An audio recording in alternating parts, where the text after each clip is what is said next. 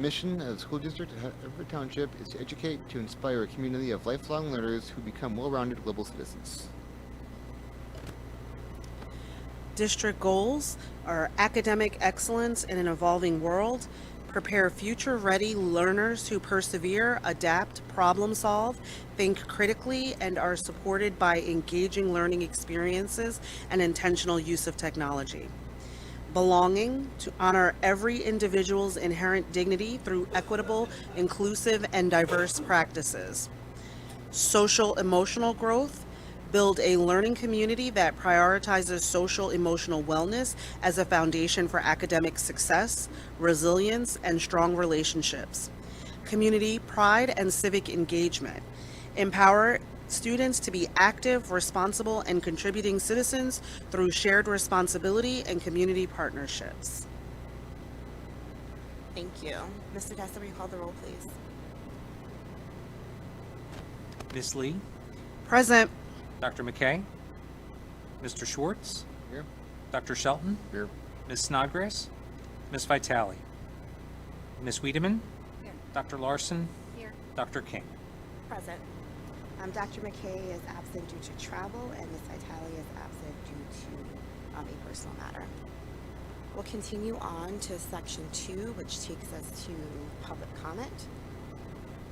The board values public comment. There are 2 opportunities on the agenda for members of the community to provide public comment during the meeting. The first opportunity on the agenda for public comment is to allow members of the community to speak on action items listed on the agenda for a board vote.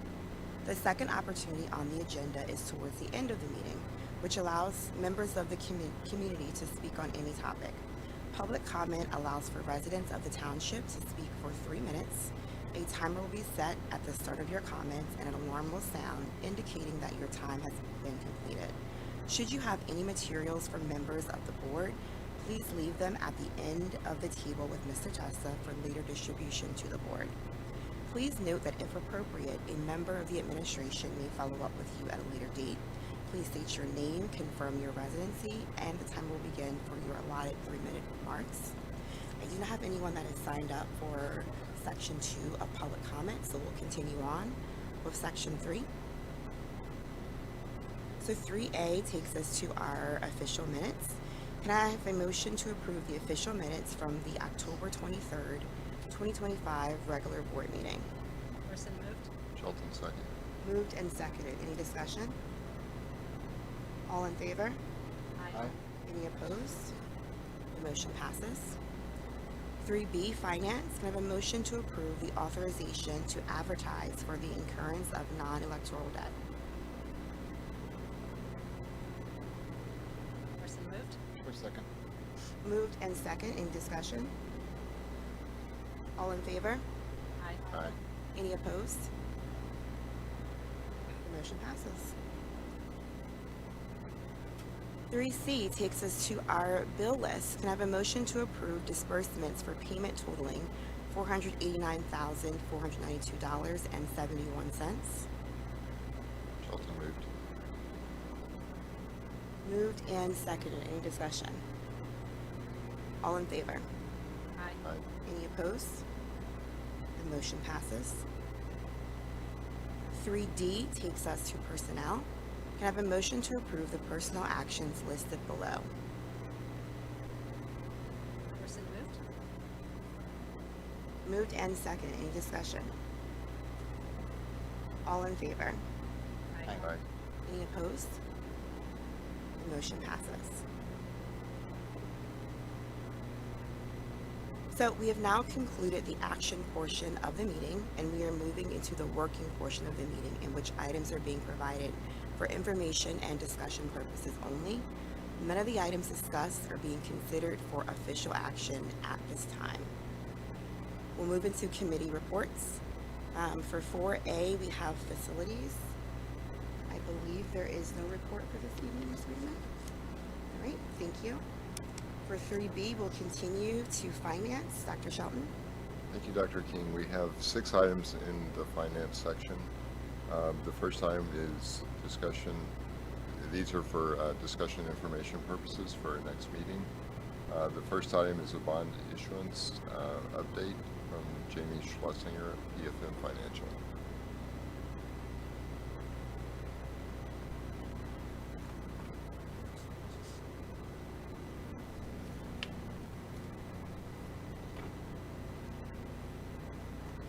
While they're getting this together, this is going to be very similar to the conversations we've had in the past with regard to the last step of the capital improvement plan planning and financings related to the various elementary schools and the middle school cafeteria, as well as a solar project. This is that presentation. So once we have it up, so where we, yes?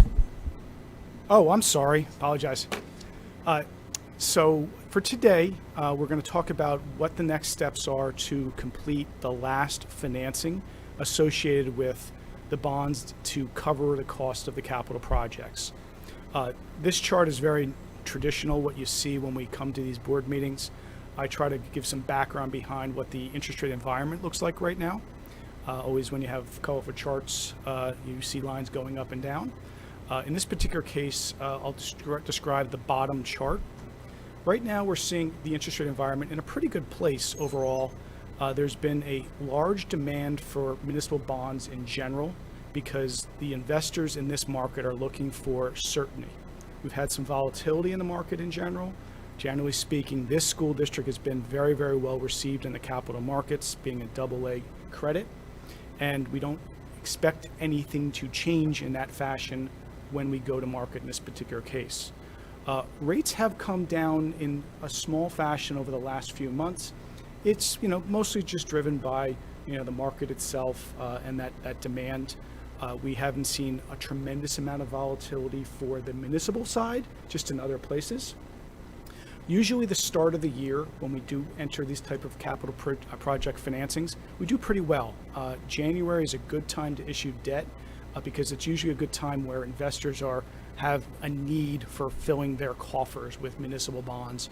And if anyone took economics 101 in college, there's something called the January effect. It actually means something for municipal bonds. The January effect is something that hits the municipal bond market itself, and it's all about the supply and demand side for municipal bonds itself. So we're looking forward to moving forward with this. You can turn to the next page. All right, so just briefly, this is, again, no different than what we've talked about in the past. Given the amount of capital needs that the district has been handling for their building projects, we've been doing this in various steps. The concept behind this has really been to allow you to have funds when you need them for the projects when you need to do them. It allows us to amortize the debt service payments over a period of time to step them in a process, so as you're working on your budget, you're able to afford them in a reasonable manner to keep those impacts for revenue enhancement or tax increases if necessary to be at a smaller amount. So we've been doing this for a number of years. It's worked quite well. We intend to do this with this last transaction. With any municipal bond transaction, we're going to be issuing these as general obligations that are tax exempt. And big picture behind tax exemption is, as a local government or a school district, you're allowed to issue debt for these purposes at lower interest rates because the investors get a special credit for the interest that they receive. So since you're doing building projects, you're allowed to issue these as tax exempt, and you have to follow the rules associated with that. So if you're building a building and you're going to put a Starbucks in it, let me know, because we won't want to do that as a tax exempt issuance. You're not going to do that, so we're going to issue traditional bonds in this particular fashion. You have to spend money within 3 years. That's a reasonable expectations. We've had no problem doing that. The district has a long-standing capital project program, and you spend the money reasonably quickly. And the last thing, which we're going to talk about, is a reimbursement resolution. As part of the resolution that we're asking you to adopt at the next meeting for this advertisement, we're going to include the ability for you to reimburse your general fund with the proceeds of this debt issuance should you pay for any capital or payments for the project before you sell the bonds. In this particular case, based on the cash flows of what's remaining from the previous bonds, we're going to probably tap into some of your general fund to offset some of the costs. And when we issue the bonds, we'll be able to transfer that, and that's allowed under tax code. So it's an important aspect of this resolution, and it doesn't force and speed us into doing a transaction until we're ready, but this is the plan at this point in time. Okay? You can turn to the next page. as we see, this is usually a sideways, and the numbers get a little smaller each year, it seems like. But we're looking at an additional about $20 million. If you look in the bottom right-hand corner in the gray box, we have approximately about $200 million of outstanding debt. You traditionally ask the question, is this a little too much? Do we have just enough? I would say it's like the three bears with porridge. You guys are just about right now. I think you can amortize and issue debt in a fashion that you can pay back. The credit rating agencies are comfortable with the amount of annual debt service, meaning principal and interest, and it fits within a AA category. You know, if there was another $150 million we would do next year, maybe we have a different conversation. I do not believe that is the intention of the school board for this particular situation. So I think we're in a good place, and we have some room if we need to do other capital projects in the future based on how your debt's going to fall off. Everything else on this page really just gives you an idea of when the call provisions are, meaning the ability to refinance debt. We always monitor that. So if interest rates fall at a certain level, there may be an opportunity for me to come back and talk about saving money with those existing bonds. For right now, we're just talking about this new money and the borrowings itself. Turn to the next page, please. Okay, so this has been the plan. This is essentially a draw schedule that we helped create and worked with your construction managers and architects. It has provided us the guidance to show an estimate of when the funds are going to be utilized for the various capital projects. So this started back with the Chatham Park project, the middle school cafeteria. We now have Coopertown, and we have Chatham with some solar projects. That timeline has been really, really important, and we've been building our model off that. This is the last step, and this helped guide us in the decision point of how much we should borrow. Some adjustments were made over the last couple of years just because of cost of the project itself, or maybe moving up or down, but we've done a pretty good job of managing this. And in this case, based on the amount of proceeds that we've received, the interest that you're earning on the bond proceeds, and anything else associated with this, we think we're comfortable that we'll be going out for about a $20-ish million issue that should cover the balance of this, and used to have enough funds to cover the various needs that remain. A lot of numbers on that page, but understand this has been the blueprint from day one, little adjustments, but we're pretty happy with the results so far. So we'll talk about what that means to you in debt service, and that's on the next page. Again, very similar to what you've seen in the past, lots of colored options. If you're looking at the green section, that is the proposed estimated new amortization schedule with the proposed approximate $20 million of bonds necessary to cover about $20 million worth of capital needs. We will be doing this as we've done in the past as a wraparound debt service structure, which really just means we are amortizing principal more as other debt falls off. The important aspect of this is the phasing in of those payments is in a fashion that allows you to kind of leverage your taxes in some capacity to cover your payments going forward. We will have a run rate, meaning a budget of about $15.5 million, almost 15.6, once this is all said and done. Again, it's probably about what we've estimated from day one. And overall, all of these capital projects based on your tax base is worth, you need about a half mil of planning to cover all of those projects. So about $60-ish million worth of capital projects that have happened over the last 3 or 4 years will cover about a half mil all in. And that's about what we talked about from day one about 3 years ago. The next page, unless anyone has any questions, I know I'm going through all this. You've heard me say this a bunch of times, but I'm happy to answer any questions. Can I ask a Sure. question? Looking at the green column, there's about $1 million of additional local effort for the first 12 years or so, Yep. and then it steps up to $3 million. That schedule that you talked about wrapping Yep. the payments to the end. A question might be, is there any opportunity to reduce the $1 million amount up front and put more to the end, and in the near term reduce the local effort looking in years like 27, 29? I'm just curious like how that Yeah. structure works. So the front end, unfortunately, we can't really touch it anymore because there's very little principal going to be paid in the first year. So that's really the interest that's kicking up from the $20-ish million all in to allow us to kind of leverage that payment. So we don't have a lot of room at all to manage that. The back end of this, we're trying to allow for, and we can adjust this definitely a little bit if we need it based on a strategy. The concept that we thought of was, you can notice that if you look in column 16, you'll notice your that run rate I've mentioned, about $15 million. We're allowing for a drop off of debt service to the $10 million mark.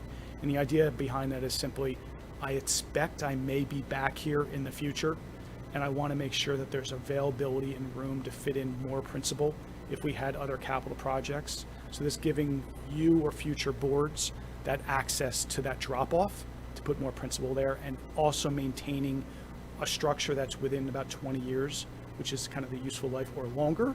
So we're able to do all this in a reasonable manner of time, but also having that access to additional availability for principal payback.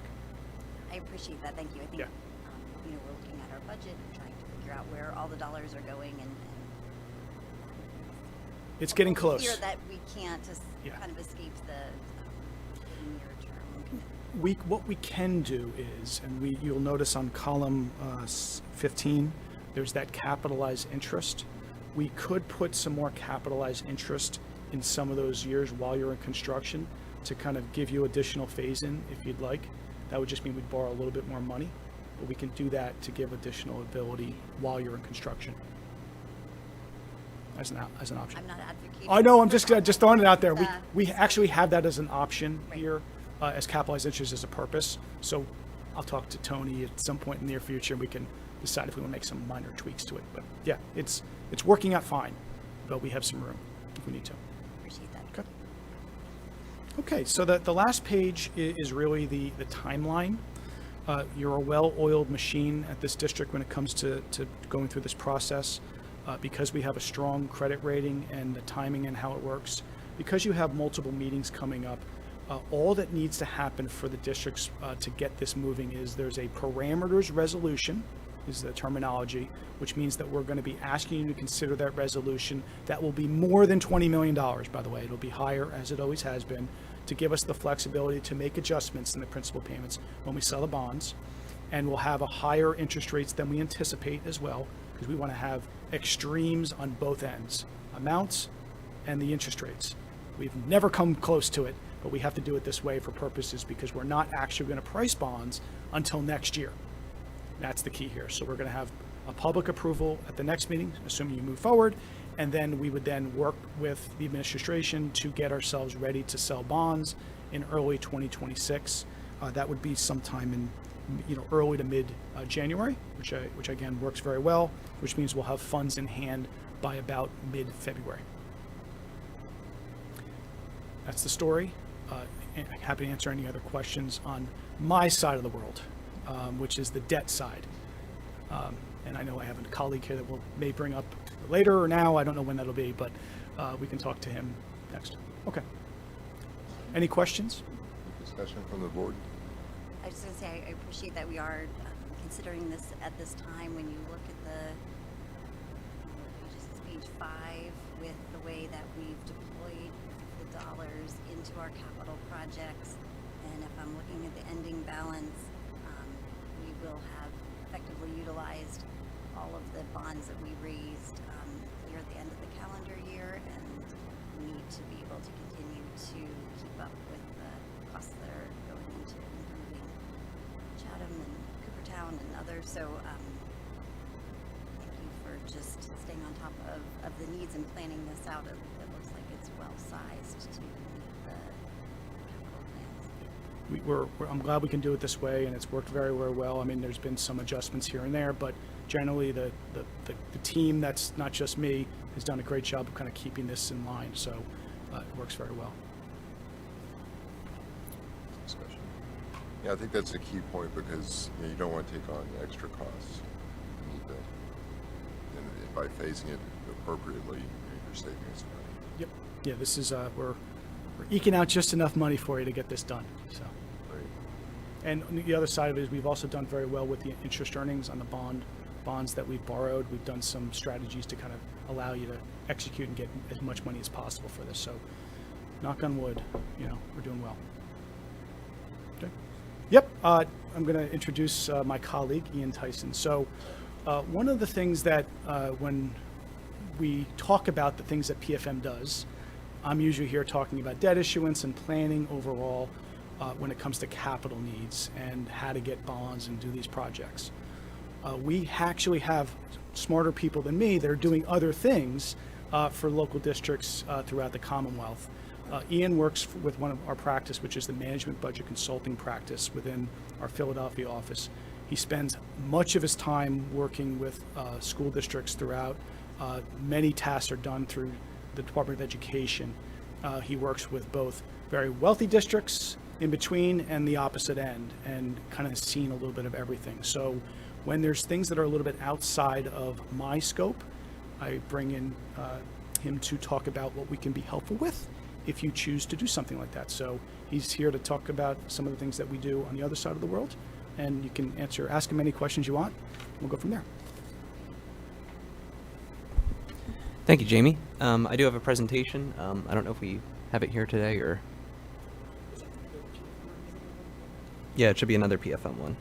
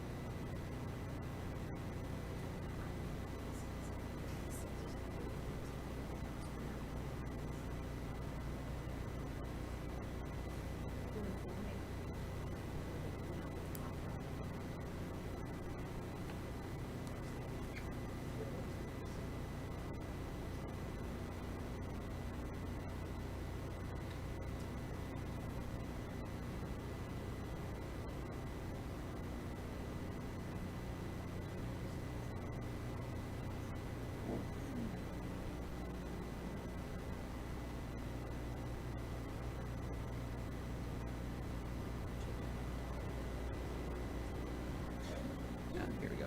October 31st. Should I send it to Tony or?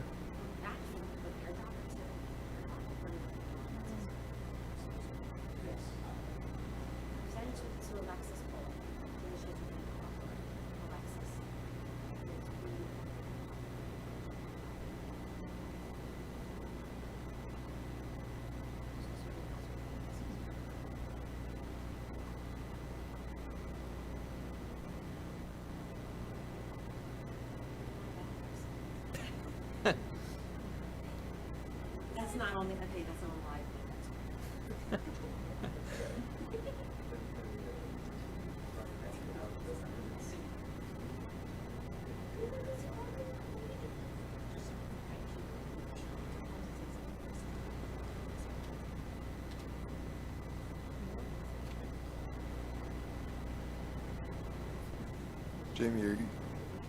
Jamie, if you don't mind, just because we don't have the presentation, we're going to pause. I'll include it in board update, and we'll review with them. Yeah, that's okay. We just want to stick to the agenda with it to stay transparent with that.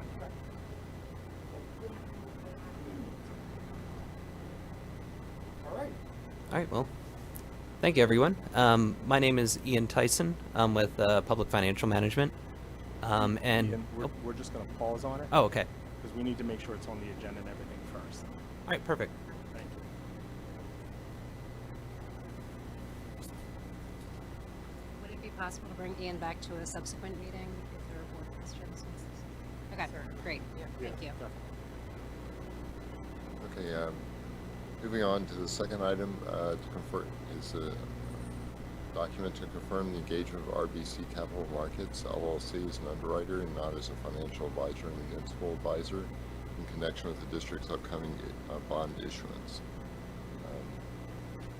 Tony, Are you covering that one, or is it just provided? This is just setting up RBC as our underwriter. They traditionally have done this, but I don't know in the past that the board has reviewed it necessarily. So I just wanted to make sure that when they see that come through, that RBC is the underwriter. So separate from what Jamie does in the bond transaction, it has to be separation of duties. Okay, great. And so that document is included in board docs for board review. And is there any discussion on that document? Hearing none, moving on to item 3, discussion of high school wiring RFP and E-rate. I didn't see a document included here.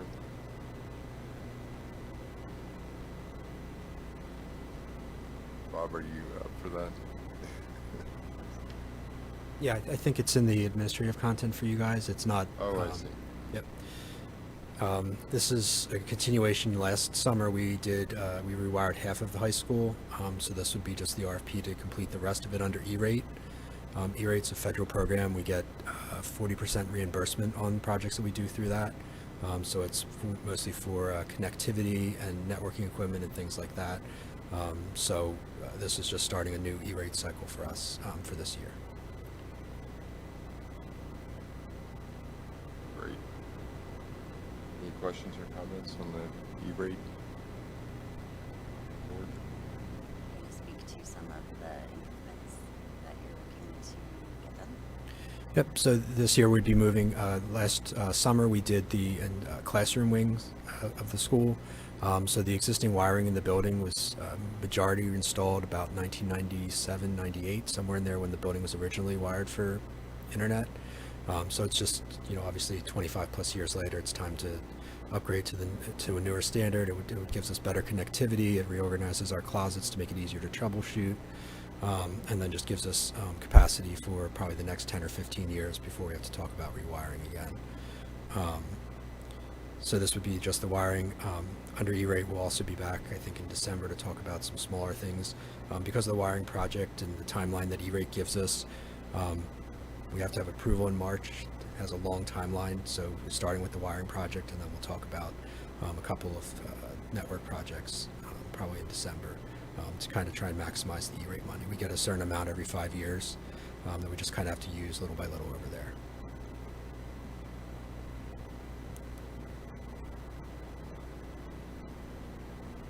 Comments, questions, or comments?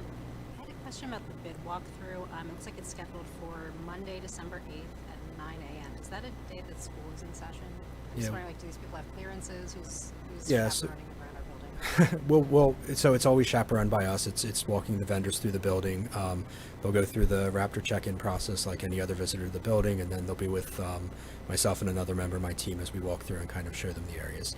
The areas we're talking about this time are the office area, the cafeteria and gym, and then the basement. So it's mostly areas that are away from the students anyway. They're supervised. Okay, thank you.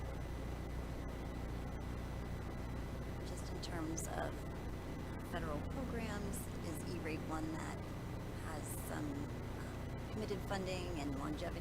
Yeah, so E-rate's funded through, there's actually a fee on most of your telephone bills and TV bills that kind of fund the program.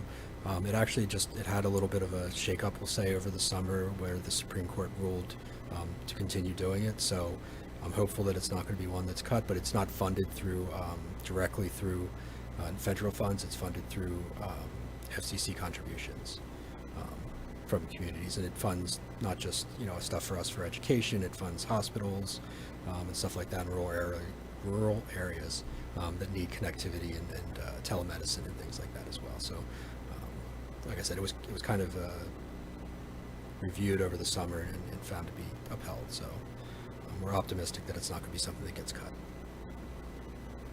But we always in the RFP, there's always a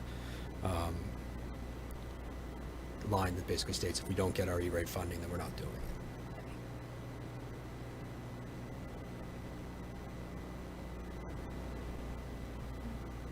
Thank you, Rob. Okay, item 4 under finance is intent to donate. We have 3 donations that are available in the administrative section.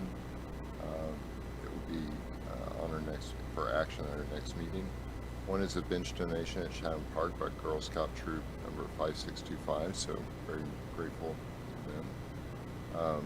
The second item is $300 worth of grocery gift card donations by a local family for families in need in the Chestnut Walk community. And very grateful for that, and with the current SNAP program under the effect on the current SNAP program. The third item, the NOAA PTO, a $5,000 donation for playground equipment. So very grateful to the NOAA PTO. Any questions or comments on the donation section? Question.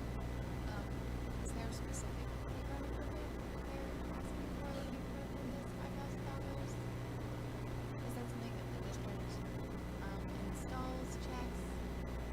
Just what's the process for that? The document itself indicates just school enhancement playground equipment. I don't know if there's any details, Tony. So anytime there's a donation of something like that for playground equipment, they'll work through JR just to make sure that it fits in that space, that it's safe for that space, and if we need to make any modifications to take on that equipment.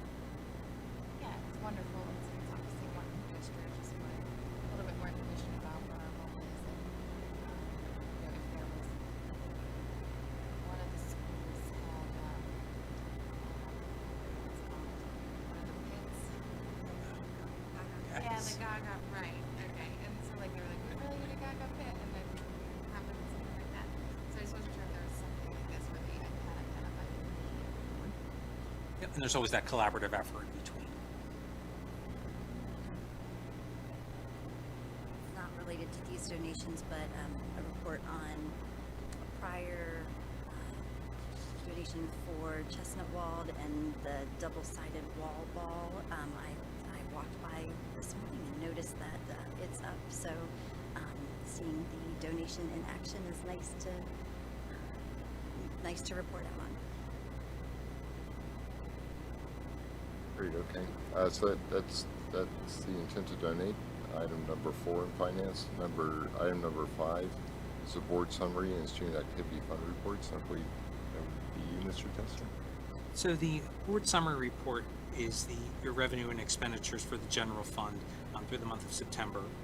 So given that there is no state budget at this time, you can see from the taxes that we've collected so far, there were at about 93%. So we are one of the districts that's fortunate in that we do have strong tax collections. So in light of not having those basic ed special ed subsidies come into our accounts, we are holding strong, at least knowing that we have the majority of our revenue come through. So that's helpful. Then when we look at the expenditures, we're about spent where we were this time last year. So we're on track for expenditures as well. So hopefully, I believe it's November 17th, they're talking about looking at the budget again at the state level. So hopefully we'll have some news on that. As far as what we pay for PSERS, we only had to pay our share of PSERS. The portion we would normally get reimbursed for, we did not have to pay. So at least that outlay of cash has not gone out, even though we would have expected our state reimbursement to come back. So at least we have that to work with as well, which is good. We did not have to go out for some districts. You have the ability to forego your debt service payment and kind of get in advance on your state subsidies. So we didn't have to do that as well either. So that's Great. I just note that the state is withholding $30 million currently because of the budget impasse. And that's a significant chunk of our budget. Tony, at what point, if we don't get a budget, will we be in that position? I would say probably early spring. If we were not to get anything by then, that would probably be a concern at that point. I kind of see them this happened years ago and they funded it halfway through and then kind of squabbled about it and then got the rest in June. So hopefully they at least give us that half of our subsidy that we would be due up to this point to make us whole. And when it's happened in the past, you get all that money right away? Not right away. It takes some time for them to get it distributed, but they usually try to get you caught up to speed and then go back to the normal distribution process for the remainder for some districts that not getting the funding is an issue, some have gone out for loans to actually help support their operations of their districts. So I guess you'll just report back when you think things are working a certain way that we might have to make alternative. Yes, absolutely. But I don't see that at this time. Mr. Testard, this report is maybe not kind of a financial report that people have a lot of familiarity with. And would you mind just giving a quick orientation and maybe highlighting those line items or sections of the report from which you're drawing those conclusions about how we're doing, what funds we have? So on page 1 of this report, this starts with your local revenue sources. So you can see of our operating budget, the local revenue sources are about 124 million. And we have collected 93% of the taxes, which represents just about a little under 120 million. So that's where we're comfortable in that we've collected most of the local revenue that we anticipate collecting for the year, which is good. Your state sources, which are your basic ed subsidies, your special ed subsidies, transportation reimbursements, that's at 6% collected so far. And you can see that's about 30 million of what we're hoping to get for this year. So not as huge as the local revenue. And then your federal sources, which are your title programs, any money that we get reimbursed for access programs, that's just under $1 million. So again, not as impactful as the local sources. If we go to the next section, which covers your general expenditures, you could see there that for your 1,000 expenditures, which is your instructional items, we're about 14% spent. So coming into the third month of the year, it's probably about where we were this time last year. And then your next section are your support services. And again, you can see in all these reports, you'll have your current budget, what we've spent year to date, any outstanding encumbrances that we have for purchases that we are planning, and then the balances along with what's been used to date. Your non-instructional services are at the bottom of that report. Again, not your largest piece of your operating budget. And then as you move towards the back, the very last section is 5,000, which is your other expenses and financing. So that's your debt, the principal and interest along with that. So in total, your total expenditures and your other expenditures, so you're about, if you just take the average of those two, you're right in between about 20 to 25% spent. Thanks for walking us through Absolutely. a lot of numbers. Yes. Any other questions or comments? I think the second part of that was the student activity Yes. report. So the student activity report, so just to be in line with the the board policy for student activities, this just gives the board a snapshot of the clubs and activities that do take place that are basically led by students. They are fundraised by students. It basically serves as a learning experience for the students to be part of a club and run the activities that are in that club. So this just gives you an awareness of, for each of the schools, what clubs are out there and kind of what balances that they're tracking, because that was part of the board policy that they do spend their funds, that they're not carried over into multiple years. So that they're spent for the students that raise those funds for the appropriate activity. So this is a new report that we haven't seen before. We did one last year, but now that we actually have the board policy in place, I wanted to make sure it becomes a recurring report for the board to see. Great, thanks. It's just amazing to see the number of clubs and actual dollar amount, $500,000. Yes. In student led activities. Right. And just for the board's knowledge, even though they are funds raised by students, we're still the custodian of the assets, so that's why it's important for it just to be transparent what activities are being run through and the dollars that are going through the books as well. Great. Any questions on the student activity report from the board? Final item under finance is Title III Memorandum of Understanding with the DCIU. As I understand it, this is a document that outlines our obligation or our responsibilities in collaboration with DCIU to manage the Title III activities, which have to do with delivering language instruction and educational programs to students who have a primary language other than English. What is the actual amount that we get for Title III? Because I know it's generally it's not a lot of money. No, Ms. Carter shared it. I shared it at with the the last presentation committee the meeting. last one. I have to go back and look at what the numbers. I wish I could memorize numbers, but that We're is talking definitely like- not my It's gift. not as much. But as- Like a few $1,000s, right? It's really yeah, so I know the threshold. We meet whatever the threshold is to be a part of consortium, but I can find it for you quickly if we're going through this. Okay, yes, But, please. and if not, we can give it to you in the board update. But, so essentially the MOU outlines, as I talked about before, the services that the IU provides districts who are a part of the consortium, but also what our responsibility is.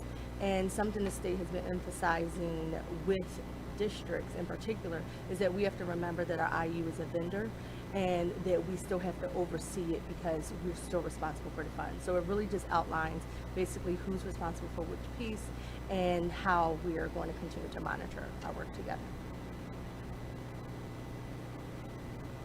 Any other Are we taking advantage of the professional development that DCIU is providing our teachers? And not just ELD teachers, also thinking about classroom teachers. I know it's listed in principals, leadership. Are we taking advantage of that? From my understanding, yes, but I believe I'm like, I can't see your face, but yes, he actually oversees that part of it. If you want to get, you can get the answer. if you will. Just while David's coming up, the Title III funding is about $26,000, which is significantly less than Title III. I'm sorry, can you repeat the question? Sure. The question was, so one of the things outlined here in terms of the consortium plan with DCIU is that there's professional development for ELD teachers, classroom teachers, school leadership. Could you speak to how Haverford is taking advantage of those opportunities? Yeah, we have 4 EL teachers, full-time EL teachers in the district, and they do participate actively in the, PD, professional development opportunities. Sorry, yes. Yeah. But for our own staff, our teachers are turning that around. So it's, train the trainer model, if you will. But yes, in terms of what they're getting primarily from the IU, we take advantage of the PD, but most of from my perspective, most of the resource allocation is really going to the summer program. Without that, the summer program is the vast majority of the consortium budget, and we are the most, in terms of student enrollment, the highest enrollment rate of any of the other districts in the consortium who participate. And we actually host the elementary program every year, which is very fun. Is that at Manoa? It's been at Linwood for the last couple of years. Historically, Chesapeake. Then looking at our enrollment, because that is related, so the L student enrollment actually dictates how much we receive in Title III funds. I saw we had like 145 English learner students this year. For the current school year? Sorry, I'm hopping because we'll talk about this report briefly. We're- but yeah, they're we're- interrelated, so. They are. Yes, so for the That was current, 145. and that number, Dr. Larson, just to be clear, is reflecting the students who are receiving direct services, PIMS code 1 or 6, if you will. Anyone who's been reclassified and they're in the 4-year cohort, they are not reflected in that number. Thank you. Sure. I just have to say thank you to Dave, like his passion for working with the multilingual learners and the teachers and their dedication, especially during these times, truly shows a level of dedication. So he has done a lot of great work. Thank you. Any other questions or comments on those items in the finance section? Now I'll turn it over to Dr. Thank you, Dr. Shaw. That brings us to academic and pupil services. Dr. Larson. Thank you, Dr. King. So we have a few items on the agenda for this evening. Our first is an enrollment update. I will turn it over to Ms. Saxa and her team. Thank you so much, Dr. Larson. And with your indulgence, we will, if it's okay with you, we would like to start with the enrollment update and then just switch the order of the next 2 items, that we go from there to the course selection guide and then the academic report, if that's all right. Okay, great. Well, then I'd welcome, again, Dr. Parker up to the podium to take us through our enrollment update.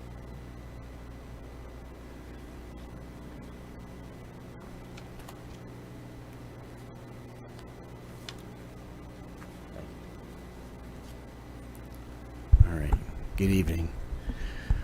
Tonight's presentation provides our annual overview of the district's enrollment, where we stand this year, how our actual counts compare to projections, and how trends influence future planning. This update is important because enrollment data drives so many district-level decisions, from staffing and facilities planning to budgeting and instructional resources, as well as program development. We'll start by looking at our current enrollment by building, compare actual to projected counts, and consider what those patterns mean as we move forward into 2026. Here we have highlights of our elementary enrollment for the current school year, both the projected and actual counts by building. Overall, the district's elementary enrollment remains consistent with projections, with only minor variances from school to school. On our next slide, we have a more detailed view of each grade level across our 5 elementary schools. Excuse me. As you can see here, overall, the projections are relatively consistent, with only some variance observed at specific grade levels. These small differences, typically within a few percentage points, reflect the normal fluctuations we anticipate each year as families move in and out of the township. This slide provides an update on charter school enrollment for the current school year, and our charter enrollment remains relatively stable compared to prior years. This consistency is important as charter enrollment directly impacts or affects our tuition expenditures, which are calculated through PDE's per pupil funding formula. We continue to monitor charter school trends closely, both to understand family choice patterns and to ensure that we accurately forecast tuition obligations going forward. This slide shows our enrollment in Haverford Middle School compared to projections. Actual enrollment is within 1 or 2 percentage points compared to projections, showing continued accuracy in our modeling. Overall, enrollment stability at HMS supports effective staffing, scheduling, and space planning. On the next slide, we have our enrollment at Haverford High School compared to projections. Actual enrollment is slightly above projection, but again, we have a high degree of accuracy in our forecasting. We continue to see strong cohort stability at the upper grade levels, with modest in-migration contributing to this consistency. These patterns help ensure that staffing, course offerings, and facility use remain well aligned with student needs. That's where Dr. Larson was getting her number here. On this slide, we have a snapshot of our district's current demographics. The overall distribution remains stable compared to prior years, with only minor shifts across subgroups. These trends reflect the township's consistent community composition and continued enrollment stability. This data helps guide decisions around program access, language supports, and equitable resource allocation across our schools. This slide compares the district's actual October 1 enrollment to the projected forecast for 2025-26, as well as our actual enrollment over the past 6 school cycles.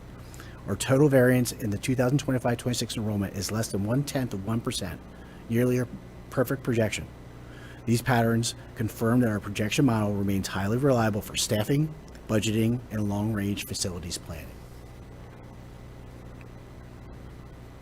This slide connects our enrollment data to state and national trends. Across the country, public school enrollment remains about 1.3 million students below pre-pandemic levels, with Pennsylvania showing similar declines. Here in Haverford, our numbers have stayed relatively steady, roughly 6,500 students per year. Enrollment drives funding through PDE's child accounting system. Maintaining accurate counts ensures our allocations for staffing, programs, and services reflect the students we serve. As we look ahead, our focus remains on applying this data to daily decision-making. Enrollment trends inform staffing ratios, program planning, and resource allocation across all of our schools. These projections also guide long-range facilities planning, from classroom utilization to maintenance and future construction or renovation management. We continue aligning textbook adoptions, technology licenses, and other instructional resources to verified student counts to ensure both equity and fiscal efficiency. Finally, our teams continue to monitor demographic shifts so that our plans remain responsive and sustainable. In summary, our enrollment projections remain highly reliable with little variance. Enrollment has grown nearly 10% over the past decade and remains stable compared to recent years, consistent with both state and national patterns. As live births in the township level off around 600 annually, We anticipate continued stability in early grade enrollment. The data affirms that our planning models, systems, and collaborative monitoring processes are working as intended. Thank you. Be happy to address any questions.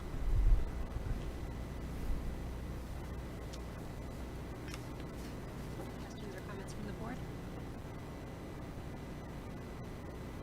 I had a question looking at the demographic summary. The special education line was one where I'm seeing both an increase in the number of students and the proportion of our student enrollment, which I would imagine has impacts on the services we provide, the staffing for special education students. Can somebody just speak to how we've responded to the relative increase in special ed? Sure, at least I can give it an attempt. For an example, this year we've had 652 new enrollments K-12. Of those 652 new enrollments, 102 of those students are special education students. They are coming into us already identified as eligible under IDEA or Chapter 14 in Pennsylvania. That's 15.6% of the for the current year. Overall enrollment, as mentioned, has dropped a little bit since 1.8% roughly since the pandemic. But as we've kind of touched on in different aspects, we're able to accommodate for our current students and their services. We continuously look at programming, what we're able to do in our facilities, and what we need to do as we look at our projection models going forward. Does that help a little? Ms. Basilli. I had a question. Ms. Basil's. I don't have a little thing on my microphone, so I don't know how this is going to sound. We were able to accommodate the increase this year. We are already looking at planning for next year because we're already expecting another bump in EI. We have high EI numbers. And so while our programs had space this year, we're looking at what we'll need for next year already at this point. Ms. Fetticelli, could you just clarify EI for the public? I'm so sorry. Early intervention. So- My apologies. Early intervention. We speak in acronyms. Yep.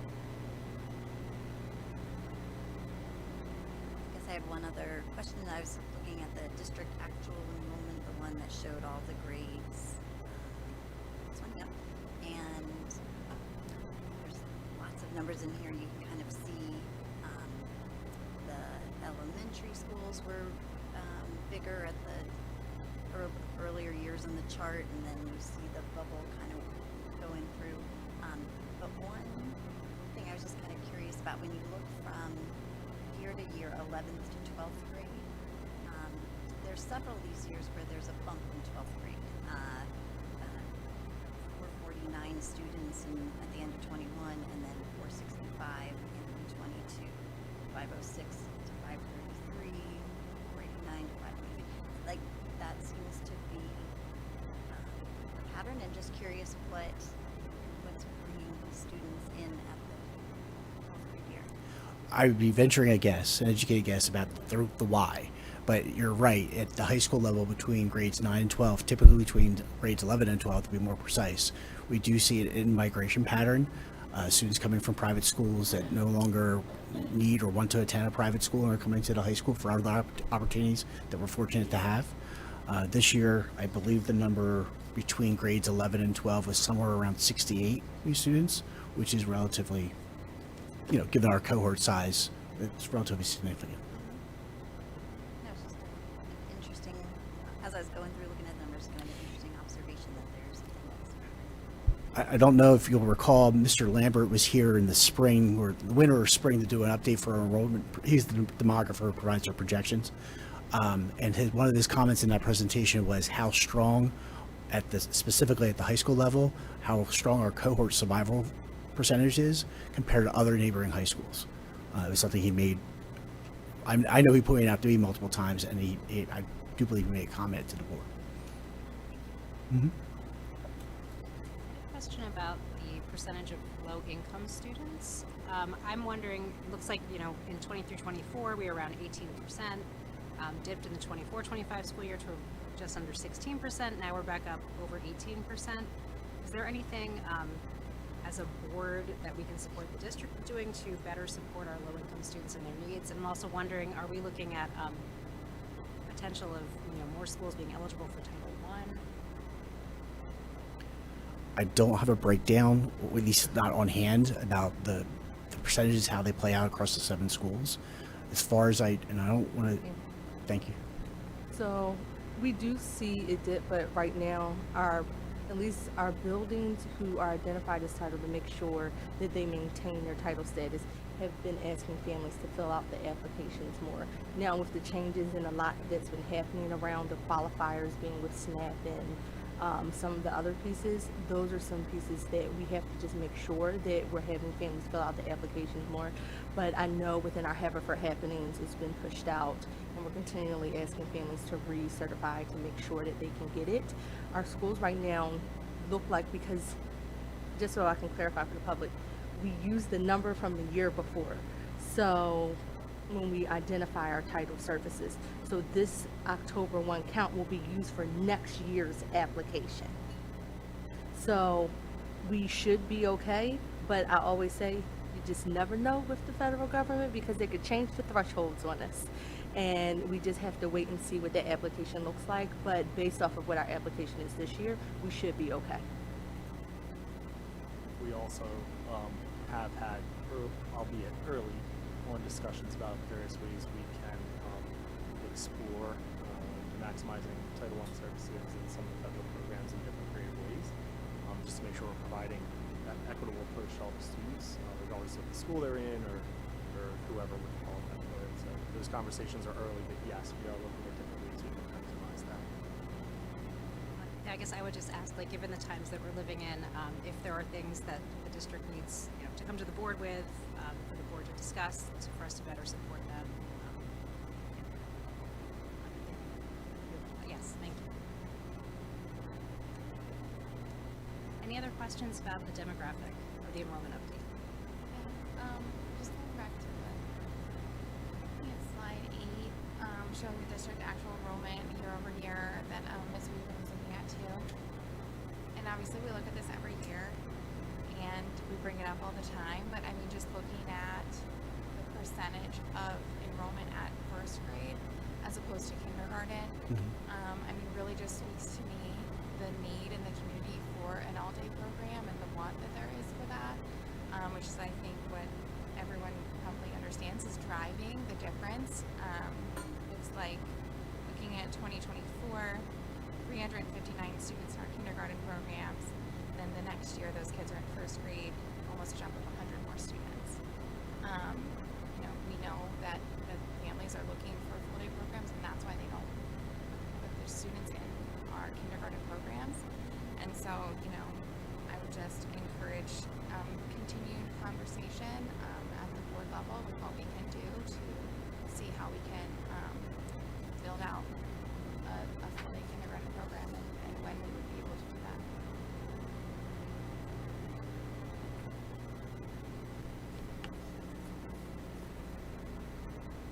Any other questions from the board? Thank you so much. Thank you. Great. Thank you so much, Dr. Parker. And up next, we will welcome our high school administrative staff, including Mr. Baradoni, I believe, will be the primary presenter. He's going to share with us this evening an overview of the proposed course selection guide for the, I can't believe I'm saying this, 26-27 school year. So what generally happens here, and as everybody's getting this pulled up, I'll just sort of walk through the first slide as a timeline. You can go ahead to the first slide. Actually, the next slide, the second slide. And you can see, if you go to the next slide there, you can see typically this is a process that happens every year. Did anyone click to the next slide? Thanks, that's perfect. And really the changes that you see coming to the course selection guide are a result of a curriculum review cycle process where we take a look at a particular instructional area, like for example, social studies or science, K through 12. And then as a result of the audit and what our teachers and administrators learn from that, they then start to look at what new courses or changes to courses or removal of courses might help to address what we found was needed in the audit. And then we bring those suggestions to you here as a board, so you can get a sense of what we believe would be courses that meet our standards, that our students are interested in, that will help modernize our offerings. And we do that a couple of times. First with this overview. You also have the course selection guide in draft form attached here for your review. And then in a couple more meetings, we'll bring it back to you in December for approval. We don't ask for approval right when we present it. Give everybody time to digest it, ask questions, and then we'll come back in November and December for approval. And then that means that the high school can actually begin the course selection guide process. Typically, I think it's February, but sometimes we get a little earlier than that. But yeah, so January, February time. So then once we see if students actually selected and we're able to schedule these courses, then we finish the curriculum writing for the actual course. So you may hear us come back for requests for specific texts about the courses that you have approved this evening a little bit later in the spring. And with that, I'll pass it over to Mr. Baradoni. Thank you, Ms. Saxa. And as you'll notice there, in January, we'll do an electives fair for all of our students. So all of our departments will put on an electives fair of all of our courses, which leads into February when students actually do course requests. And then we meet with the middle school in early March with the 8th graders to do their course requests as well for high school. So updates from last year, we had some great new English courses that the 11th and 12th graders are extremely excited about. Up on the slide, you see the numbers and the amount of courses we are offering for each of the 6 courses and AP seminar. It's a pretty wide variety of different options for students. And the overall student feedback, they really love the choice of the classes, and they love that they're able to read now books and things that interest them more than just the regular general curriculum. So this year, the 12th graders will only get one choice.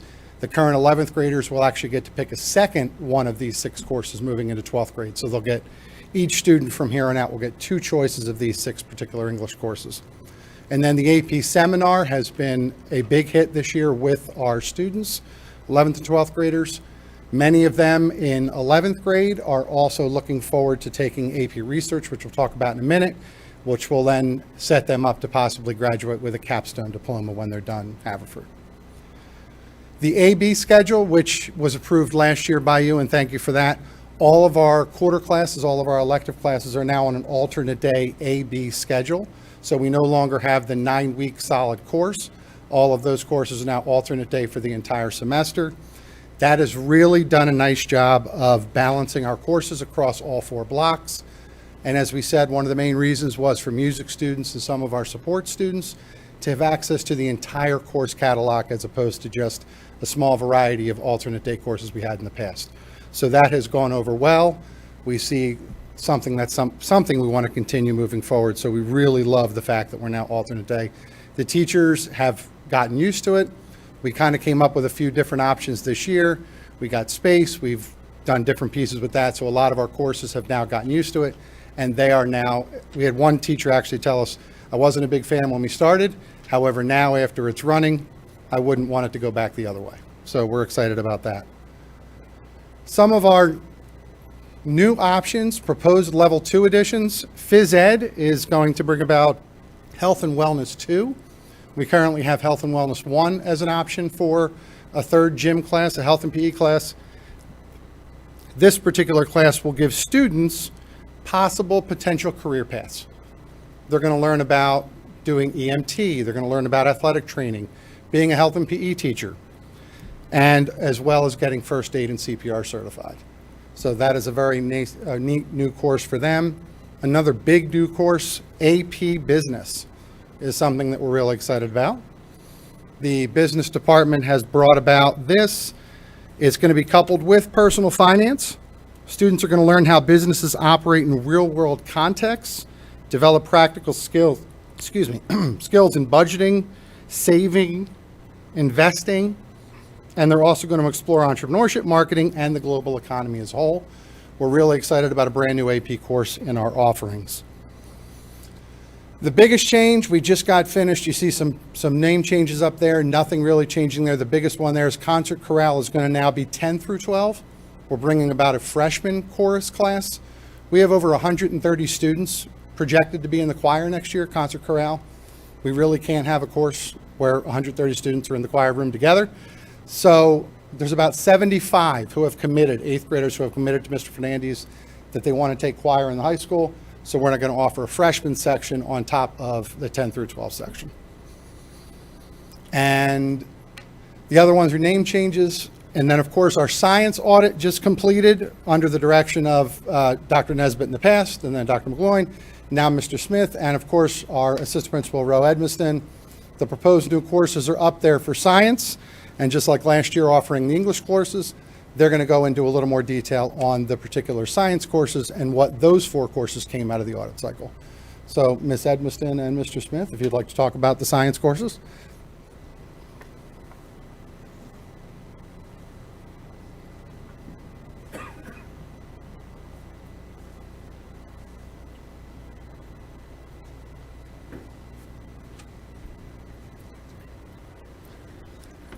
Good evening, and thank you for allowing us to do this. It's an exciting process. So we looked through the course catalog, we surveyed our students, and we decided we're really not taking anything out. Any of the electives that are offered are going to stay. And then we decided to propose these 4 new classes because we surveyed our students, and what we found out was a lot of our students had not taken a science elective. They met their science requirements without doing so. So we wanted to open it up to kids that aren't as science driven as some of the others. We have AP classes that are full in science. We have coding classes that are full. But then there are some kids that we felt we kind of missed, and they were high on the list of the survey of what students would be interested in. So the first one up there is our Best Buddies science class. And we decided to do that one because our, kind of like your gray room project that's going on in education, it leaves our kids who want to be teachers another opportunity to work with students with disabilities, and it gives our students with disabilities time with their regular general education peers. So we picked that as one of them as well, and botany was just kind of it's an outlier. We have nothing like that. So we felt other students would be very interested in that. And identifying and debunking myths in science, we thought we could hook more kids who may not be big science people into doing a science class by that. And we have a great marine environmental class already. We have a great marine class, so we wanted to add to that because students seem to be very interested in that. Mr. Smith is going to go over the course descriptions. Well, thank you so much. Okay. Good evening, everyone. I'm going to do my best to make sure I'm keeping this short, but also descriptive. So our Best Buddies course, we wanted to make sure that we had opportunities for children to take science classes without necessarily a bunch of prerequisites. So this was one of those opportunities. As we were talking about the course, we also want to give opportunities for those general education students that earn community service hours and things of that sort, because they want to make sure they incorporate the entire school and everyone within the program. Our botany course was a big hit. Like, we just had very popular teachers who make science extremely fun. So this was actually one of the highest rated courses when we went through to get students' interest and we went through the interest surveys. These all are meant to be on a semester-long course or an AB schedule, so it fit nicely with what is going on with the course catalog currently. Identifying and debunking myths in science. So I'm just going to be honest, we had to wordsmith that a little bit, but we wanted to make sure that it was appropriate while still hooking students. We want to make sure they have the opportunity to ask questions, to be curious, to challenge thinking, to also make sure they're using data to verify things. So this is why this course is important for us, and we thought that the students would also would enjoy it very much. And lastly, just marine biology. Again, we have very popular science teachers. These are probably the most popular science teachers I've ever met in the entirety of my career. I'm not joking, but they're very passionate, and that passion rubs off onto the students. this summer when I had the opportunity to walk the building when I first was appointed, and we went into the various classrooms, and you walk into the classroom where marine biology and botany will be taking place, it will make perfect sense to you.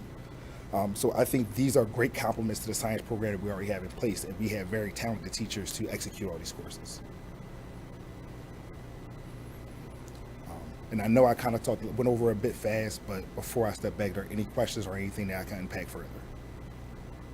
Just a comment, actually. I was this I think really showcases the importance of these audits. I was very excited last year with the new English courses, with bringing, teasing out kind of what kids are, what students are in learning about, man and monster, and all these different themes. This is the exact same thing, it seems, or similar to what it seems like in science. It's not science. It's not Science 1, Science 2, Science 3. I mean, that's what I did back in the late Bronze Age. I mean, this is like good, solid stuff that I think can really help people to help our students to drill down to what their interests really are. So these audits are important. I'm glad that we're doing them. These are exactly, I think, the reason why we can have great offerings for our students. So I want to thank you. I'm excited just reading over these now, and I look forward to looking over the course guide in full. Thank you. If I can make a comment, I also want to thank you. I think one of the things that Haverford does very well is best buddies. I won't get into how I know, but I am thoroughly impressed with a Best Buddies science program. I thank you for all the ways that you stretch and model inclusion, even in the things that you are projecting and offering moving forward. So really, really appreciative of this on both sides, for all of the students involved. So well done. Thank you. Each year you just make it harder and harder for our students to even select which classes to take.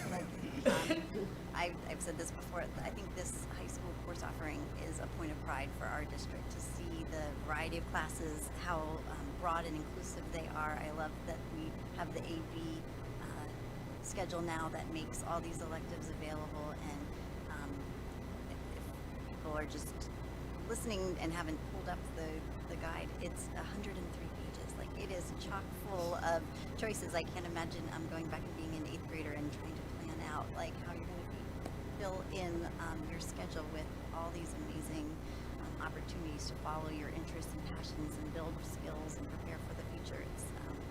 It's a really impressive offering, and every year you just take it apart. I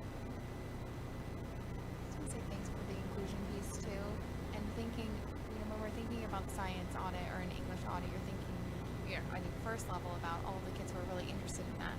And so to come to the board and present these classes for students who don't plan on going into a science field, but maybe want to be science adjacent, right?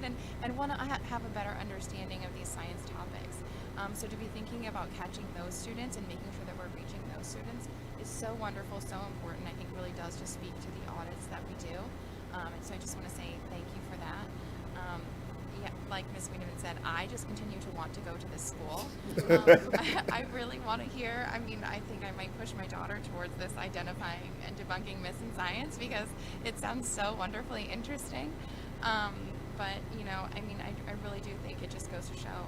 I was talking with a colleague about why they changed to a public school over the private school they originally went to in high school, and it was because of the course offerings, because of how much that we have and how much the students can do with that. And so, and again, thinking about, the capstone diploma as well. I know this is science, but, just how much we're trying to offer our students and really set them up for success. So, thank you so much for the work that went into this. Thank you. Thank you so much. So before we move on to our next presentation, I also just wanted to echo the thanks of the board, because this is absolutely a labor of love from our teachers. Our families respond to surveys, our students respond to surveys and give their input. The high school team works tirelessly to get all of the information together to make sure that we can schedule these things, to make sure they really happen. And our curriculum supervisors, this is their work. Like, this is really what they do, and Kevin has jumped in and really made that happen. And a special shout out to Dr. Dite and Mrs. Pointer-Laurie, and of course Mr. Donaghy, who did not speak this evening, and Mr. DeCina wanted to be here, but he is over at a sports celebration over at the high school right now. So just a big thank you to the whole team for all of your work on this. And we look forward to bringing the guide back for your ultimate approval, we hope, in a future meeting. And if it's okay to move to the next? Okay, great. So I'm going to turn over first to Mrs. Carter. We are ready to present our annual academic, state, and national testing report. Thank you. So good evening, members of the board. We are back again this evening with our annual academic, state, and national testing presentation to share with you all of our results. We have an audience full of familiar faces filling up the crowd, here to show you and share with you the achievements and growth across all of our grades that we're so proud of. As we continue to work as a district, we identify areas that we are continuously improving and making sure that students are able to meet grade level expectations and continually grow throughout their time here in the district.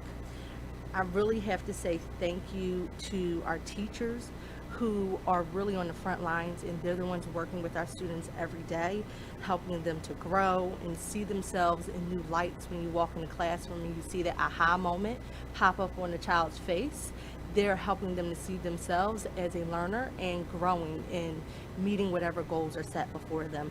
So we really appreciate all that they do and that our leaders of the building do, supporting them in that process. Tonight, Ms. Saxon will go over next kind of like a balcony view of all of the different ways we assess students and think about the whole child. So I'll hand it over to her and I'll be back in a little bit. Great, thank you, Mrs. Carter. So on the next slide, do you mind? Thanks, David. On the next slide there, you're going to see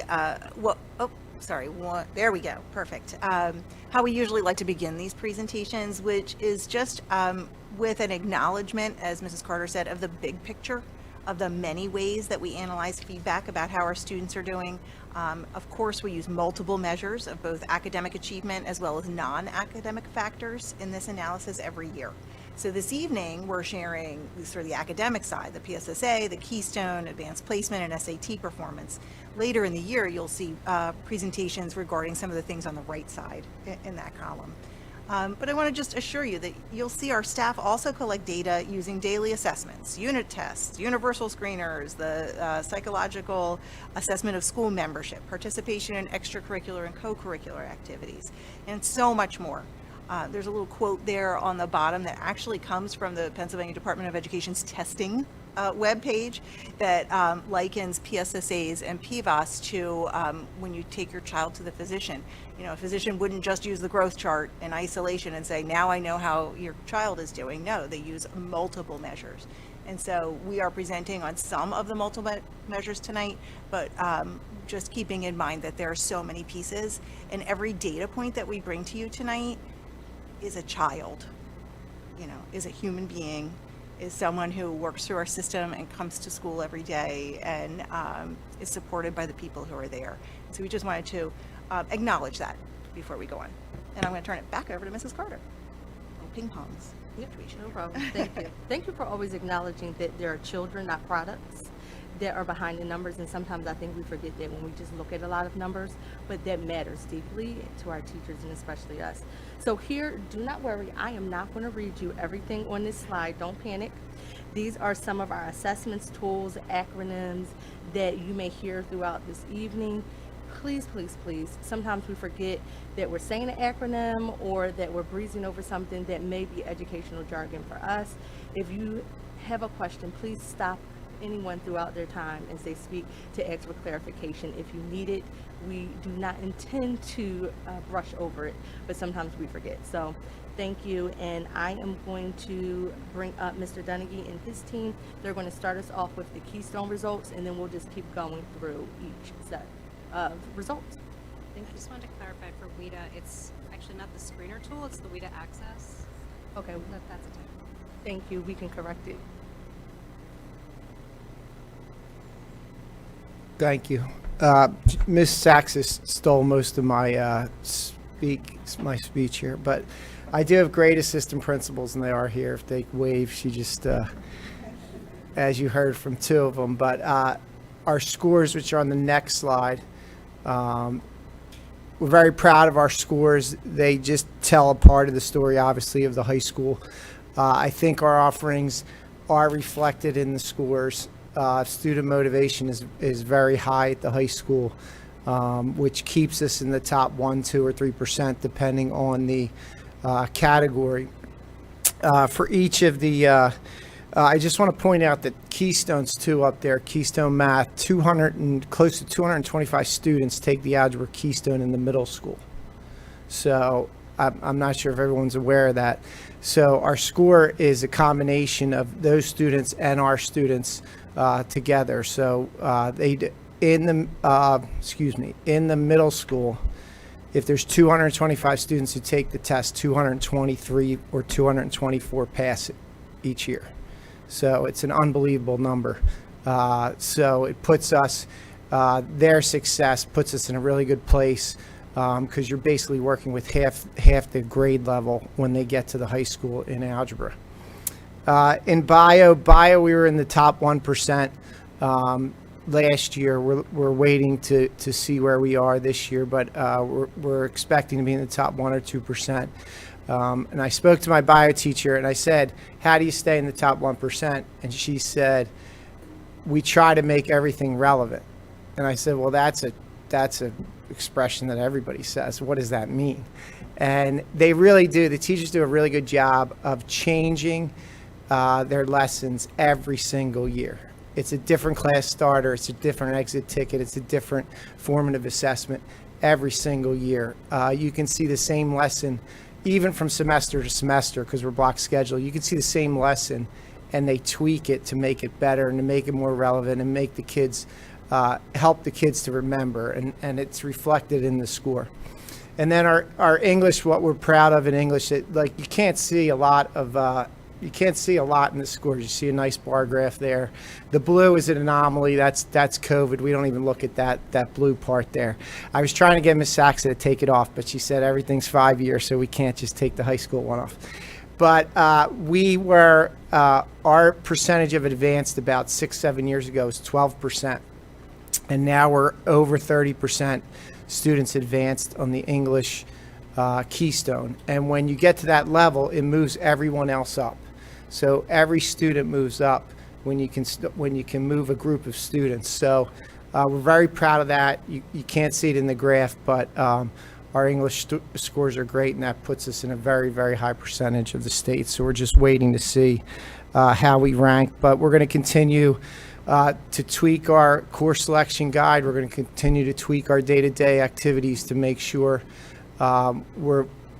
we do the best we can, and then we know it's going to be reflected in the scores. And when you see the students taking these tests, whether it be the SAT, which I'm going to talk about later, PSAT, their focus is really unbelievable.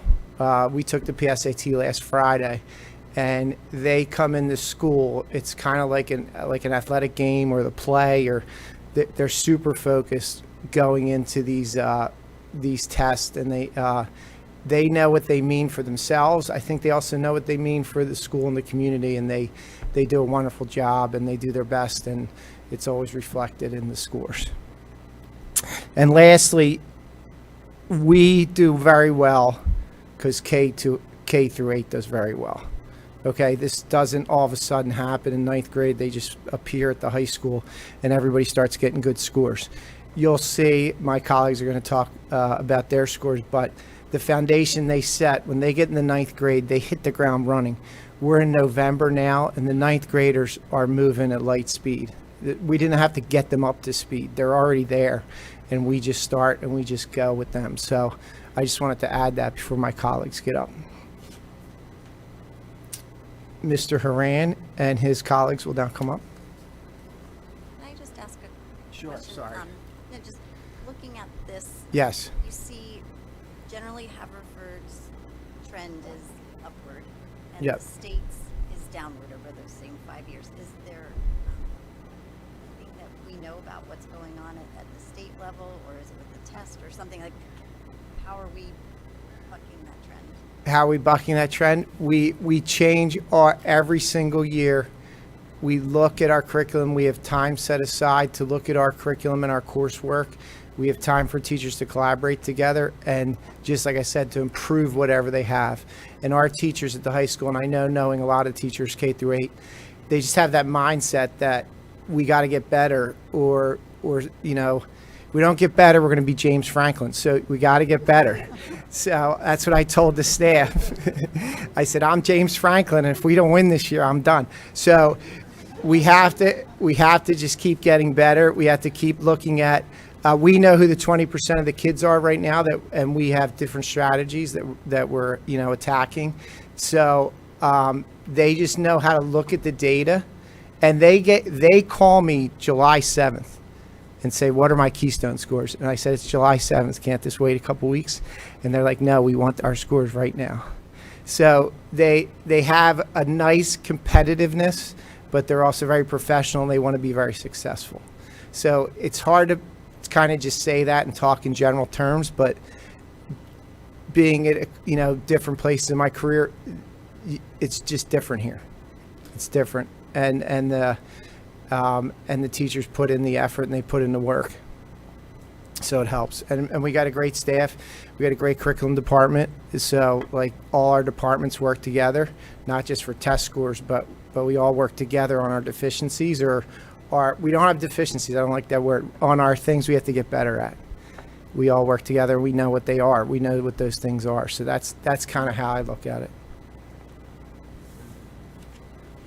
I'll be back too, so I don't want to say too much.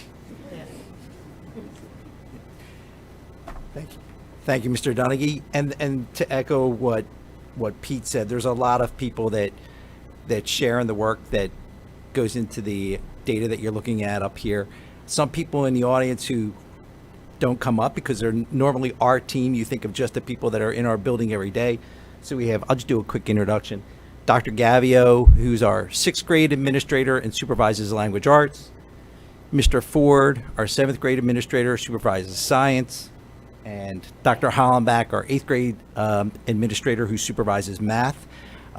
We also have Shakura Monroe and Miss Julianne Hill, who are connected with Pupil Services, support us, as well as Dr. Parker. So working together every day to kind of support our students. So good evening. Our latest data show strong performance across multiple grade levels and subgroups. Our progress reflects your vision, central administration's direction, and our collaborative leadership within our schools, as well as our teachers and support staff's deep commitment to every student's success. While achievement gaps remain for some subgroups, the same students are exceeding growth expectations, demonstrating that our efforts are making meaningful and measurable impact. Dr. Gavio and Dr. Hollenbach will now present our ELA and math data and are prepared to answer any questions you may have. Good evening. On the screen at the top, you'll find our math achievement data for the last 5 years. We continue to trend in a positive direction across grade levels, reflecting steady and sustained growth. While there is a slight dip in achievement for 6th grade, and I know this will be discussed later on in the presentation in more detail, this group still demonstrated above a year's worth of expected progress.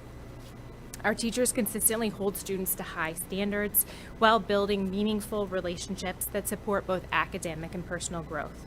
We remain committed to continuous improvement and to find ways to strengthen our instruction and our outcomes.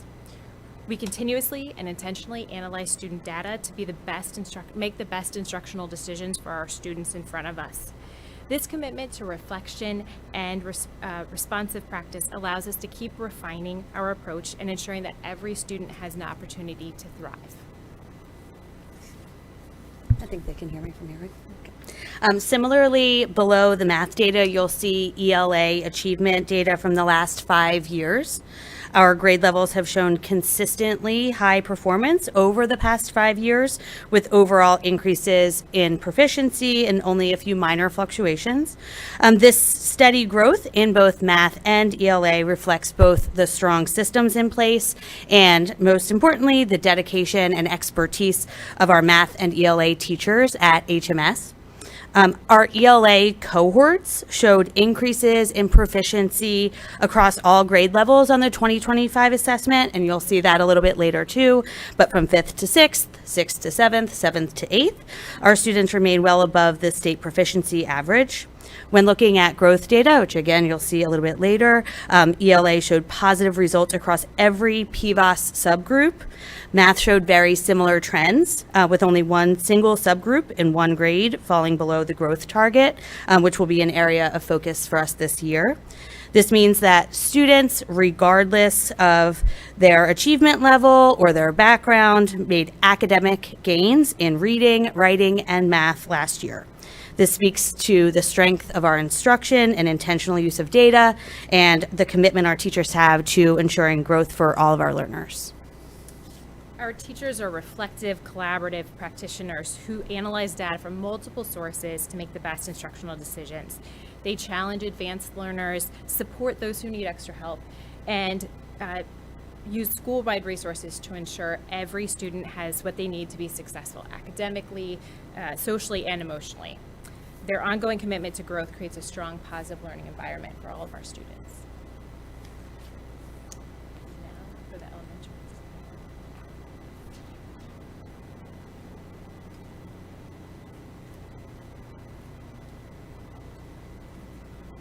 Great. Thank you so much to our middle school staff.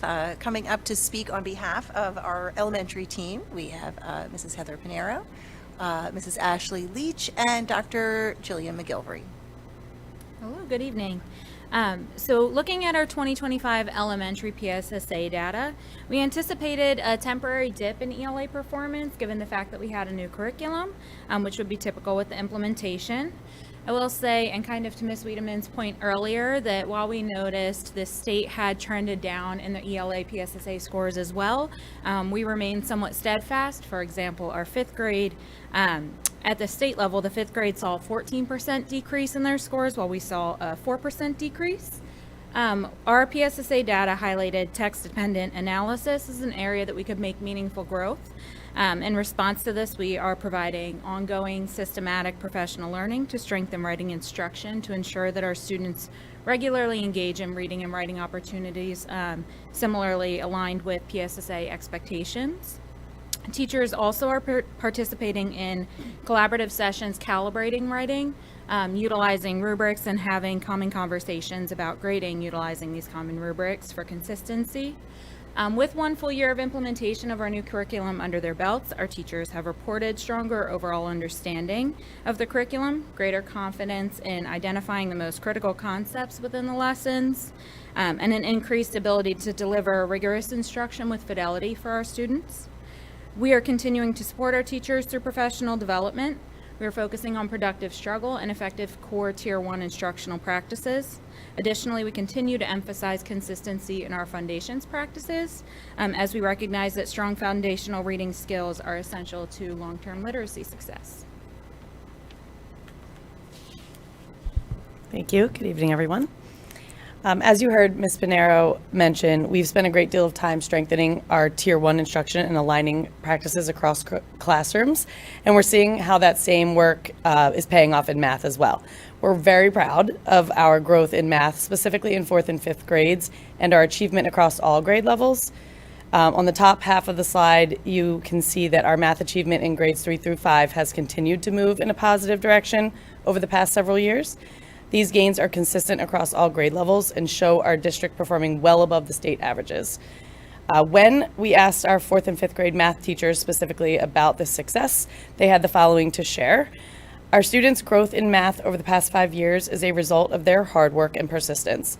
The 4th and 5th grade teachers have created a stable environment in which predictability, consistency, and accountability are displayed every day. We use the Eureka curriculum with fidelity, which includes daily, whole, and small group concept development, Zern, exit tickets, and problem sets. During WIN, which is our What I Need time, working on telling you guys the acronyms, we use those same curricular resources to enrich or reinforce skills within small groups. We also use Study Island MAP learning path to individualize independent practice and expose students to new concepts. For an added challenge, we encourage students to answer the bonus questions in Zern as well as problem of the week questions. That's the end of their quote. The progress we see directly connects to one of our goals in our comprehensive plan as well, which is consistent implementation of core curriculum. Our teachers are using our full set of math resources with fidelity, and our instructional coaches are providing ongoing support to make sure implementation is strong and aligned.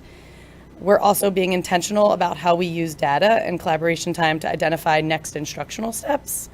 Overall, the growth we're seeing in math highlights the success of our shared commitment to consistency and high-quality instruction across classrooms. I'm going to turn it over to Dr. McGilvery, who has a couple more words from our teachers. Good evening. We anxiously await our students' data every year, and we're really excited to take a look at it and to learn from it. What is it telling us? And we want to know from teachers too. What is it that you think? We saw some really nice success.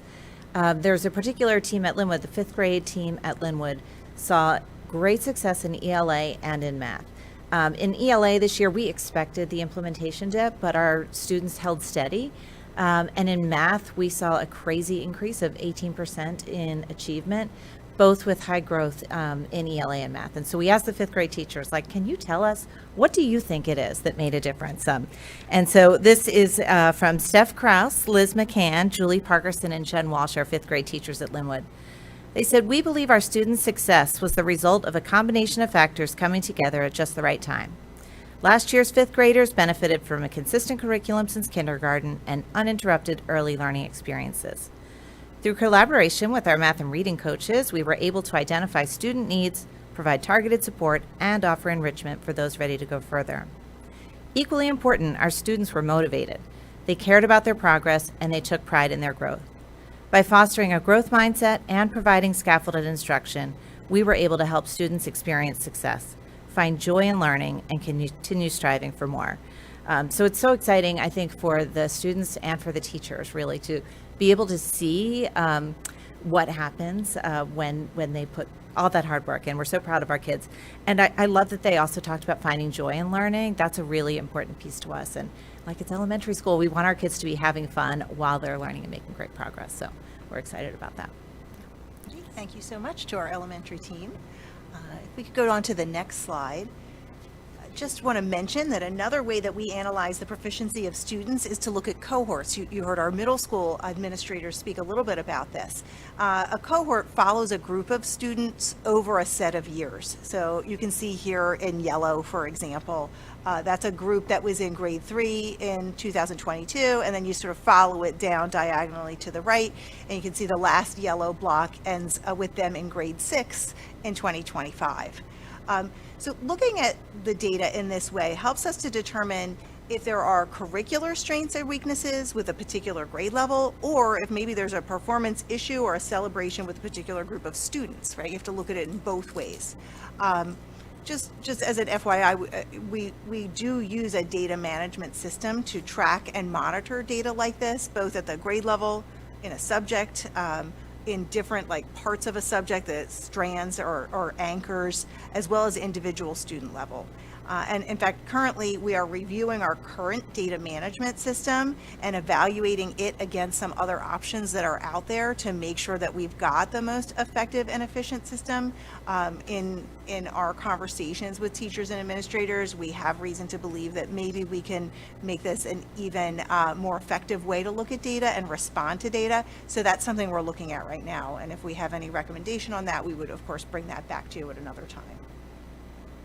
And I'm going to turn it back over to Mrs. Carter for the next 2 slides.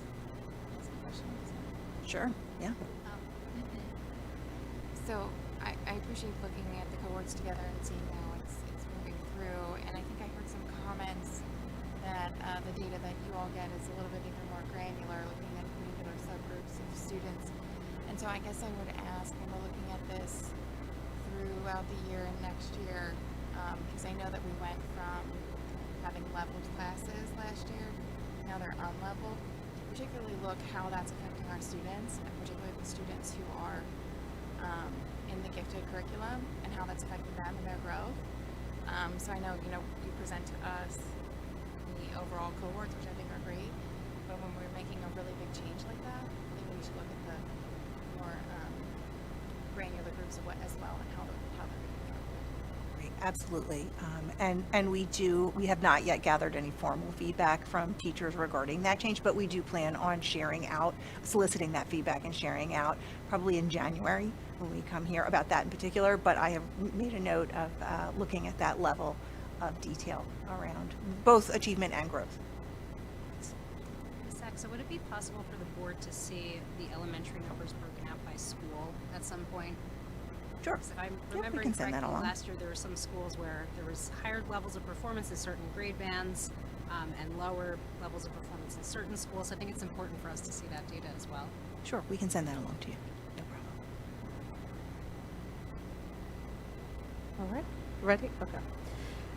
If you can click to the next, is the date? Okay, thank you. Thank you. So on this slide, you will see our subgroup data. So each year, PDE provides us a district report that shares how our students are performing in each subgroup. So we just talked about subgroups. This will talk more about the way the state gives it to us initially, and then it gets broken down further as we get the information. But this slide shows math by subgroups. You will see that any subgroup with an N count, so the number of students in that group is lower than 11, we have excluded that. We try to keep that consistent so that we don't identify any students inadvertently who might fall within a group. So we don't share that piece publicly, but if you need it, we can always provide that. This slide is separated into programs, gender, and demographics.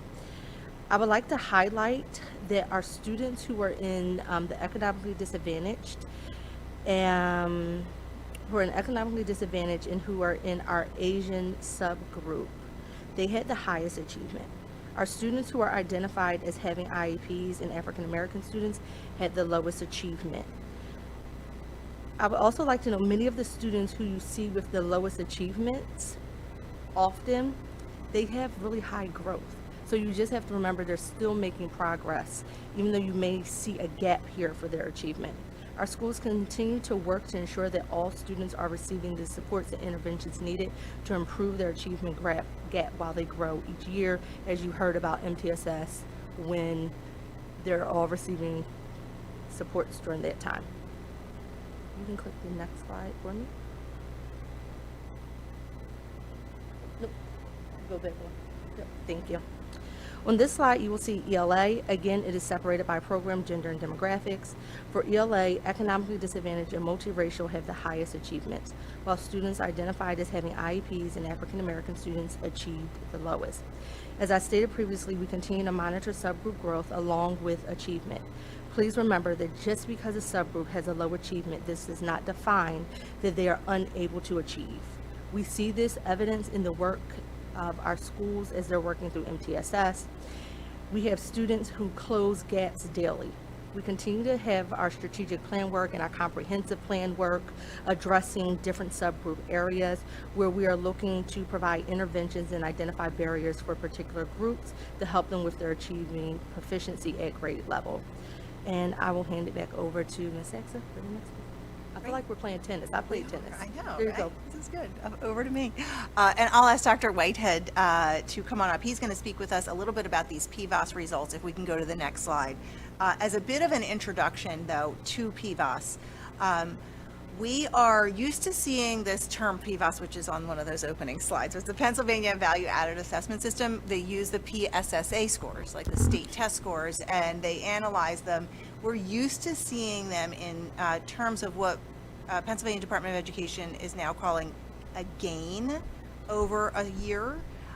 So those scores in the past have reflected whether or not groups of students maintained their position relative to other students. So did they stay in the middle of the pack? They're probably green. Did they grow to be higher in the pack? Maybe they are now blue. Pennsylvania Department of Education has stopped reporting that way and is now reporting what is called predictive, not to be confused with a prediction. This is actually talking about whether or not the group of students met the prediction for their achievement. It's not like they're saying, oh, next year we think they're going to be. They're saying, oh no, compared with how they did last year, they actually met what we expected them to do this year. And so if they did meet that, you'll see green right there. If they exceeded the prediction, then their predictive measure would be light blue or dark blue. If they didn't make it, it would be to the left there, it would be yellow or red. So just wanted to give you sort of an update on the difference between how Pennsylvania Department of Education is reporting this information now and moving forward. And now I'll turn it over to Dr. Whitehead to talk about the actual information. All right, good evening. So first of all, I want to look at the math for PSSA and outstanding work to our teachers and curriculum supervisors and with the support of our school board community. It just reminded me of LL Cool J's "Mama Said Knock You Out." Is that line, you know, don't call it a comeback. I've been here for years, just because it's constantly, every time you turn around, we constantly see the achievement in this area. And what PVOS is really about, we have the cohort over time, usually a 3-year composite. It's really a time of reflection. And the benefit of this is we have opportunity to sit down with our teachers individually and by grade level to really discuss what's happening behind the scenes. So for math, we have opportunity to see the rigor that's laid forth through our building thinking classrooms, opportunities from K through 12, where the students are able to have learning beyond the class, whether it's 24 competitions, Continental Math League. They also have the Sky High Q at the high school, and then as the schedule and the course guide pointed to earlier, we see many of the opportunities that are laid out for our students to continue to grow and learn. Also, there's opportunity for peer observations and meeting with our coaches through PLCs as well, those particular learning communities, to discuss the data that obviously PSSA, and we also utilize the e-metric data or interaction data, which breaks it down by item analysis for our students, so that our teacher can take a look at not only about the students in front of them, but what the trends were from the past. And when they look at the PVOS data individually, I know the teachers, like I heard was echoed earlier, about how anxious they get to make sure that they want to see how their students did, but they're also able to point to the fact that there's an entry number that students are coming to them. They take great pride in making sure that that trajectory is still going forward on an upward trend. And then we also have honest conversations about why. In a phrase this year we've been using is not negotiating our greatness. We are a culture of continuous improvement, and that's the direction we want to go. And those conversations, when teachers have known, and teachers it's very personal, those conversations sometimes can be very tough.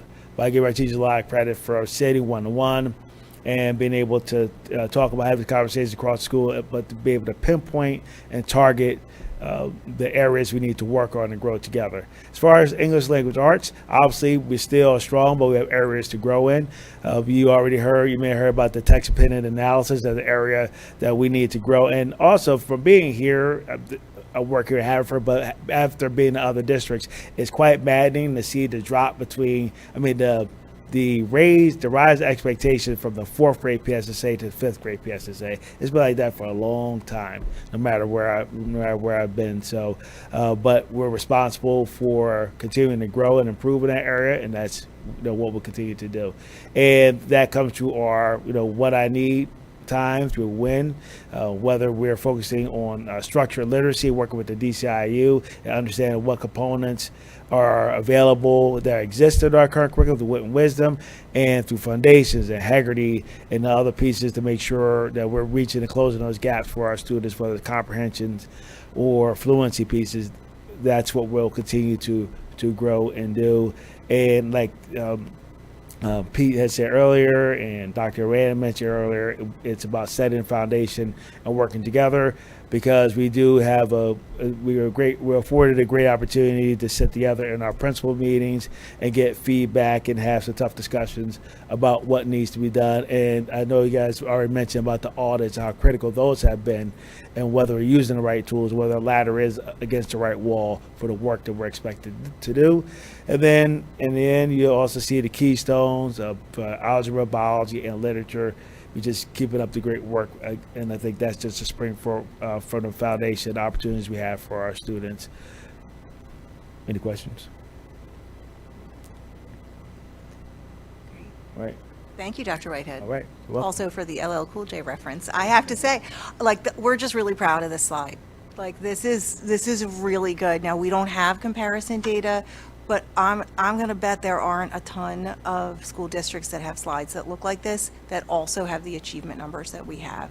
So again, you've heard it over and over again. Nobody's trying to rest where we are. We are always trying to get better. I hope that people see that.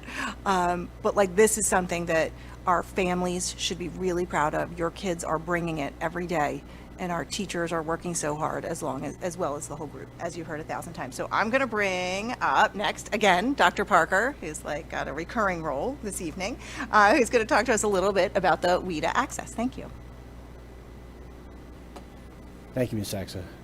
In 2024-25, we had 132 students identified as English learners who are receiving direct instruction from our 4 full-time EL teachers in the district. Of those 132 students, 72 also participated in either the PSSA, ELA, or the Keystone Literature exam. This slide illustrates the relationship between those students, those 72 students, their WIDA English proficiency levels, and their performance on the state assessments. As shown on this slide, students demonstrating higher levels of English proficiency on the WIDA tend to perform at higher levels of proficiency on the PSSA or Keystone, underscoring the strong connection between English language development and academic achievement and literacy. Thank you. Thank you, David. And David, could you just remind us, under what conditions do students take the math and the ELA PSSA if they are English language learners? So, is it their first year, their second year? Are you talking about the exception? Students that are in. Yeah. For the only exception for the PSSA would be students that are in the district for under a year, or in the U.S. for under a year. They could be eligible, or they could be. My vocabulary is leaving my head right now. I'm sorry. Waived for 1 year, 1 year only, but they'd be taking the PSSA the following year. So this could be your second year in this country, and you're taking the reading PSSA. But for the science and for the math, there is no exception. There's no waiver.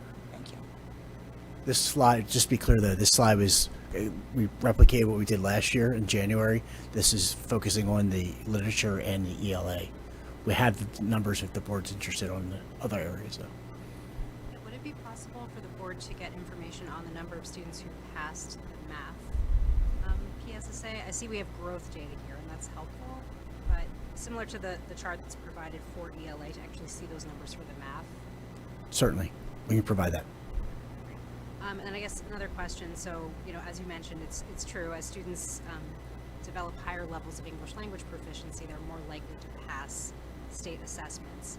I guess my question would be, though, looking at our students who are like WIDA level 4 and 5, those students are nearing native level proficiency. So my question would be, what additional supports is the district providing to those students who didn't pass, but technically have, enough language where they should have a good chance? I'm not saying all students would pass, but that's a gap to have 32 students tested at level 4. Then to have 17 pass, so what are the other 15 students, where they fall? Right, and what are we doing, how are we responding to that?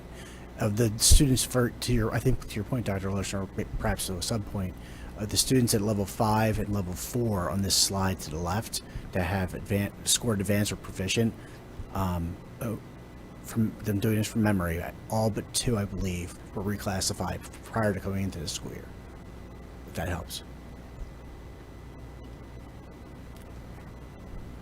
Thank you. All right, we're rounding the bend to the end here. I'm going to ask Mr. Donaghy to come back up and talk to us a little bit about SAT and SAT and AP scores. As you can see from our SAT, just to point out a couple things here, roughly about 350 students annually take the SAT and correctly code it so that we get their scores. Okay? I'm not saying that there's more than 350, but I'm saying that you have to correctly code it in College Board. Some students don't want us getting the scores because they kind of want to see what they are, that little game of whether to use the SAT or not. They don't trust the process that we're going to give it to a college or whatever. So we do very well. It kind of falls in a little bit on the same lines as Keystone. Students were looking at and try to improve it. We added a school day SAT. So now you can take the SAT during the school day. So when we were kids, you had to take it on a Saturday and you were tired and you didn't want to take it and your mom made you take it and there was no like food and stuff like there is now. So, so the kids, we had 100 and I believe 152 seniors take it this year in October, last month. So out of those 150, we believe that roughly 100 of them would have not have taken it or not have taken it a second time if we didn't offer them that opportunity. So it's a great opportunity. I'm kind of glad that the College Board has it. It is a little bit of work for us. We're subcontractors for them, but for our students, it's definitely a benefit.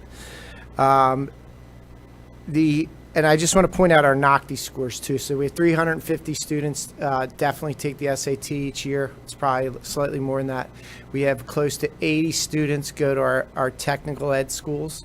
And then another 20 to 30 students who do our Med Careers program. And on their NOCTI exam, we either have 97% score proficient or 100% each year. So I just wanted to point that out. So that's another 100 kids that you don't see in that graph there.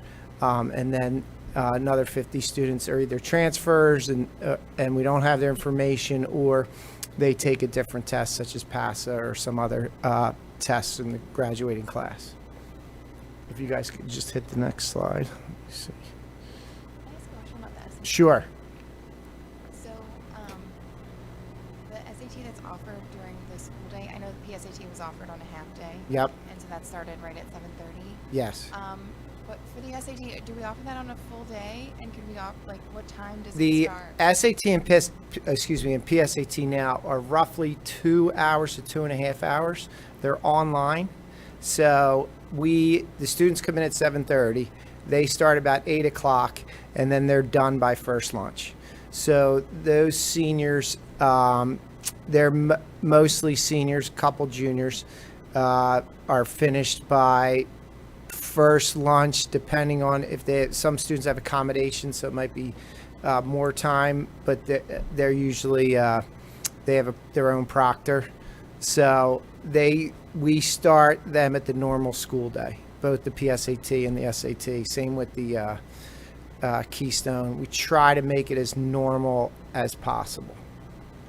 I guess my question was just if there was an opportunity to start later, just because I know, Well, the only problem is the busing. Yeah. So we want to give students access to these tests, and if they take the bus, we don't want to take the bus away from them. So so most of the students, and it's their normal routine, so to them it's not too bad. But I understand what you're saying. Maybe you do it they rest a little bit more, maybe their score goes up. Yeah, so we just do it in the normal flow of the day. We felt going from a Saturday to a Wednesday or Tuesday is our first step. So. I appreciate it being offered during the school day. Thank you. And then these are our AP scores.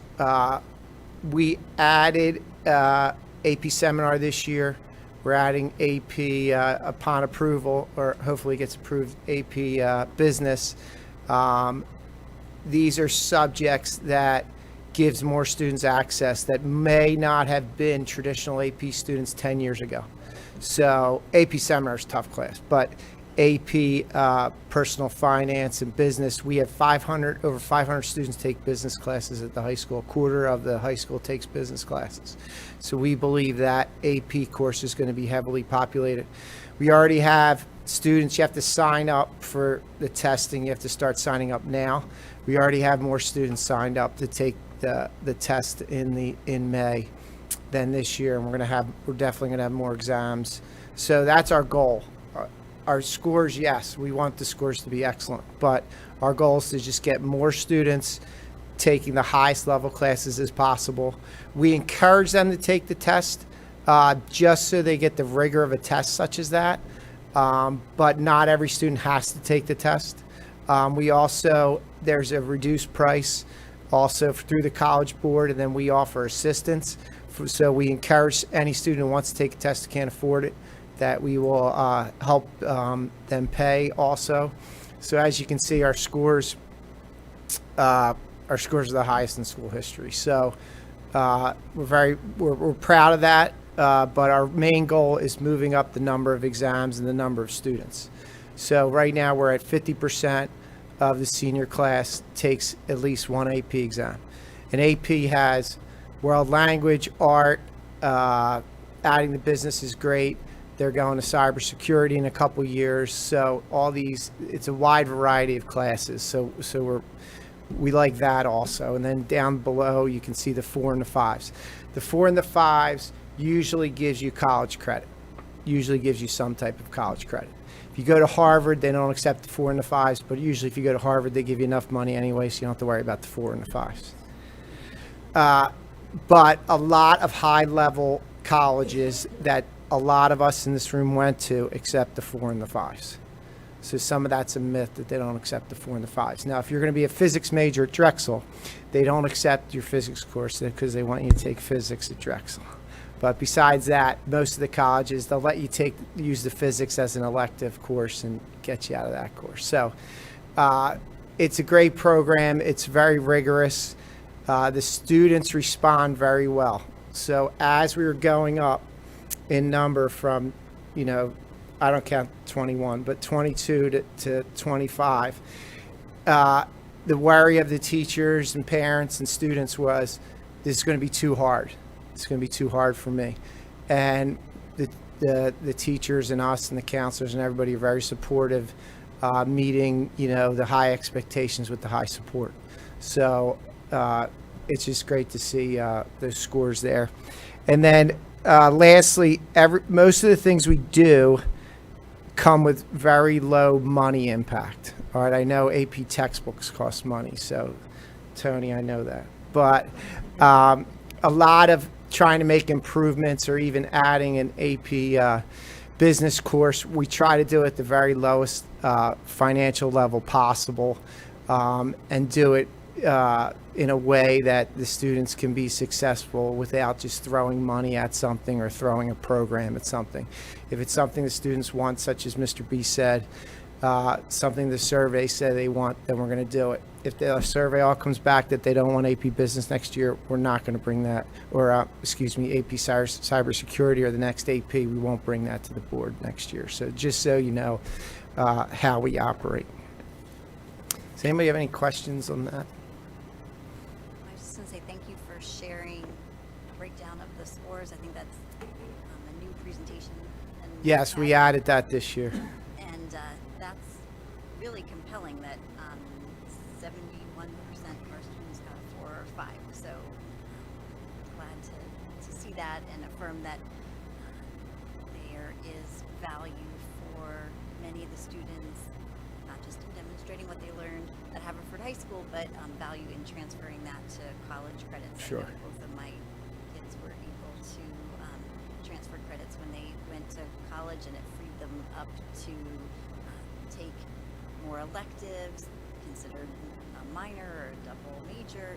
It does provide a lot of flexibility, and taking the schools 4 or 5 just means those opportunities are open to so many of our students. Yeah. One thing I think is fantastic that as the number of tested students have gone up, the percentage of them passing has also been going up. I think that's it's a correlation that we'll see. So big kudos. I'm looking forward to seeing how the AP business class impacts us too. If that continues this great trend. Thank you very much.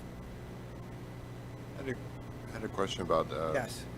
I know college prep test scores are very important in terms of judging the school and the rankings and all that. But how do we measure for those students who this may not be where the direction they're going? How do we judge their success?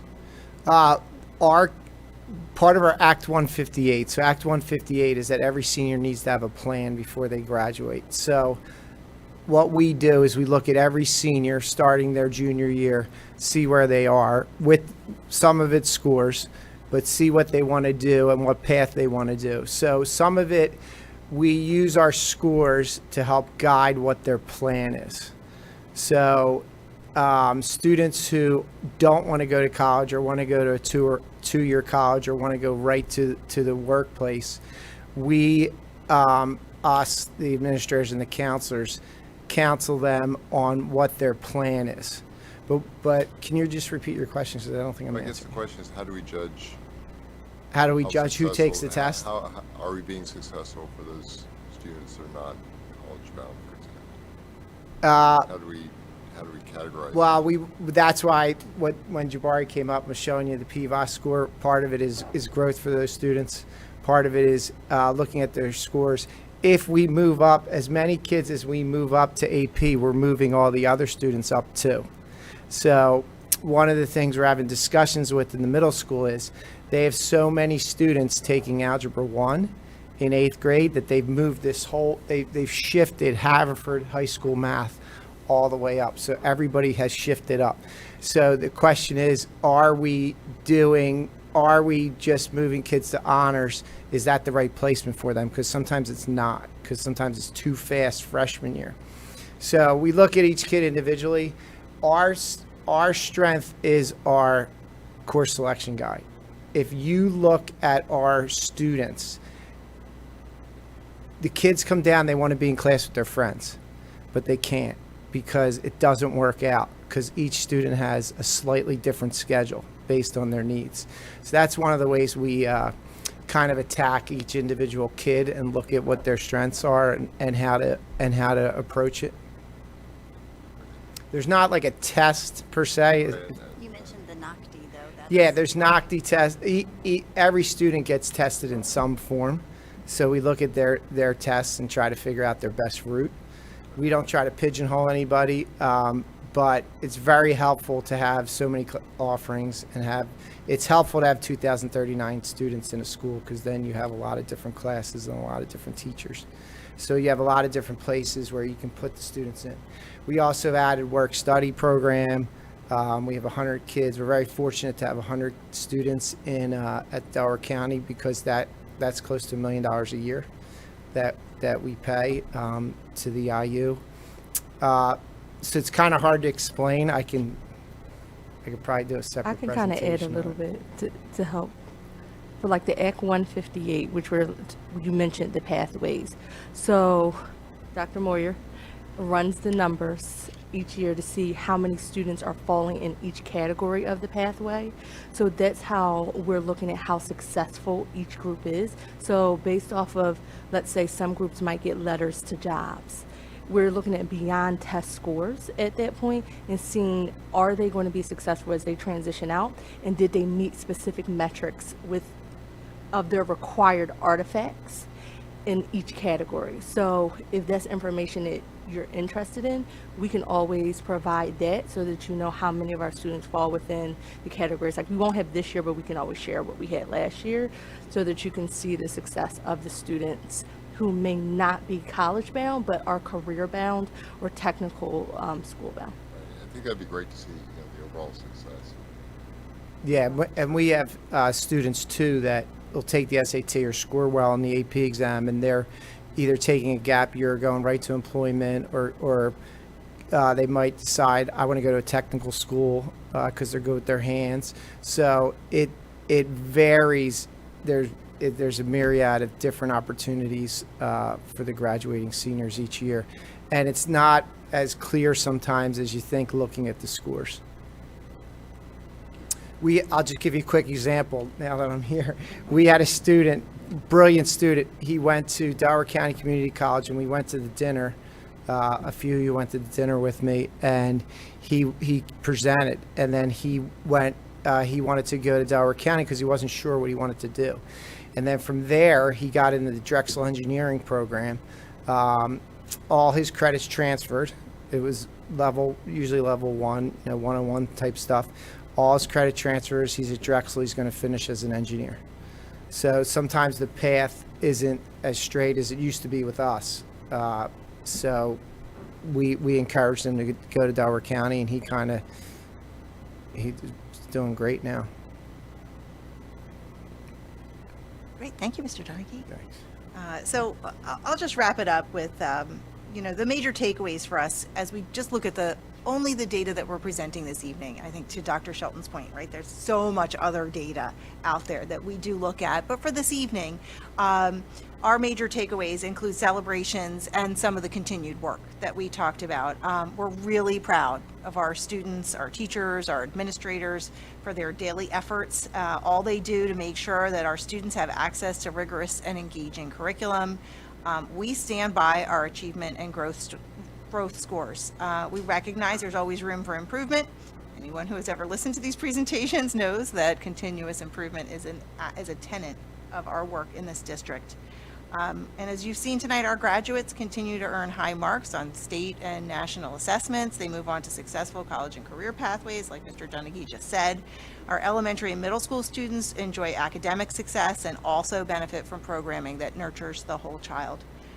So we hope that you, as members of the board, and of course the public, see this information as we do, which is really an opportunity to better understand the students who are in front of us, an opportunity to celebrate the hard work that our students do, and a chance to recognize all the good work that our teachers, administrators, and staff do every day. Also an opportunity to recognize that academic achievement remains a priority for all of us who work and live here. And of course, an opportunity to thank this board for its continued support of our students, of our staff, of our programming, all of the things we come to you and ask you for, and for your enthusiastic support of us in our programming. So thank you all. Thank you, Ms. Saxa. I just want to thank you and your team. I will say this presentation has become one of my favorite presentations after the student presentations we get. So each year I look forward to this now. And the primary reason is not just the amazing data and growth that we're looking at, it is the collaboration of your teams. Seeing all the administrators who have worked together. I mean, it is hard to collaborate on a presentation. Sometimes having like one other partner, but like you all pulled it off somehow in one room, one seamless presentation, lots of great information for us. So thank you so much for that. Thank you, Dr. Larson. Moving on to our next item, is that the E-rate? Yes, and in fact, we ended up talking about this in finance, so I don't think we have anything additional to add. Okay, we'll move on then. Thank you. And then finally, educational service agreement? And those are just, I don't know if Mrs. Battistelli wants to say anything, but these are just the usual ones that we have on each time, and it's just a notice that there will be some when we come up to our action meeting. Perfect, thank you. Before we close out this portion of the agenda and I hand it back to Dr. King, are there any other questions from the board? Okay, Dr. King, I'll pass it back to you. Just want to make sure that I say thank you. I know it's an early morning for our teachers that are leaving, but thank you for coming this evening. Hey guys, I don't know if anybody heard, but Dr. King was just saying thank you. Okay. Thank you. Bye. All right. So that takes us to 4D. Excuse me. Policy and personnel, Ms. Snodgrass. Sleep weren't so important to me. I would be offended that everyone just left the room before our really great policy discussion, but I understand. 9 hours, I agree. Okay, so we have our second reading of policy 137 and corresponding AR, which just had that one very minor revision to strike the authority piece and just have it be a general purpose statement. So just really, if anyone has any other comments, thoughts on that, it doesn't have to be on that specific change, but on anything in policy 137 or 137 AR. And we talked about, how we're going to approach the policy readings now that we're going forward with a working session and a general session. And so what we came up with was that we do just want to keep on with the readings. And so this is a working session, but it is just a reading. So, we thought that it was appropriate to have this be considered the second reading and then have the adoption up for the next meeting, which will be our board action meeting. So certainly up to feedback on that, but you know, only having the readings at the board at the second session each month would just really delay the movement of policies through. And since it is a committee of the whole and the whole board is reviewing, you know, we can make any sort of changes as we go, just like we could as if it were at a general board session. So that's why you have the second reading here separate from the other policy review. So I don't know if there's any other comments on policy 137 that we looked at last time. I had a question on the AR when I read through it the second time. I think there's two certifications that need to be provided yearly. One is a notarized affidavit from the parent guardian, and the second one is, I think, lower down.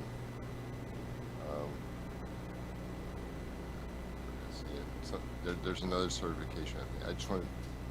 Those are not the same. Those are different. Of the evaluator. Yeah, those are different people. So the supervisor is typically a parent in the household, but the evaluator has to be a different person who evaluates the portfolio. And then they have to meet certain qualifications, which often include having a Pennsylvania teacher certificate. So they submit that to us along with the certified evaluation. Okay. Great. I just want clarification on that. Thanks. Yeah, sure. I was just going to comment on the schedule that you proposed, which I think is an efficient way to move forward, and just wanted to add that the public would still have the same opportunities to comment, because these work sessions also have time for public comment. So it feels effective and efficient for the board work, but as transparent and participatory as members of the community may want. Absolutely, and if there was a member of the public who, you know, looking through the meeting, had a comment on policy 137, I think that would probably be in the first comment period, because it was on the agenda. I guess it would be something we would think about, because we're not voting on it, but certainly that would be okay with me. And either way, you know, we do have the policy or the comment period afterward, and we're reviewing it again at the next meeting. So I do think it engenders plenty of public participation as well. And just to update on that, for the transparency piece, we've updated the school board's website to have the dates of meetings and proposed topics. So those policies are on there listed. So if anyone in the public would be interested in a specific policy, they could click on the date to see when it will come up to make sure they're further engaged in that discussion.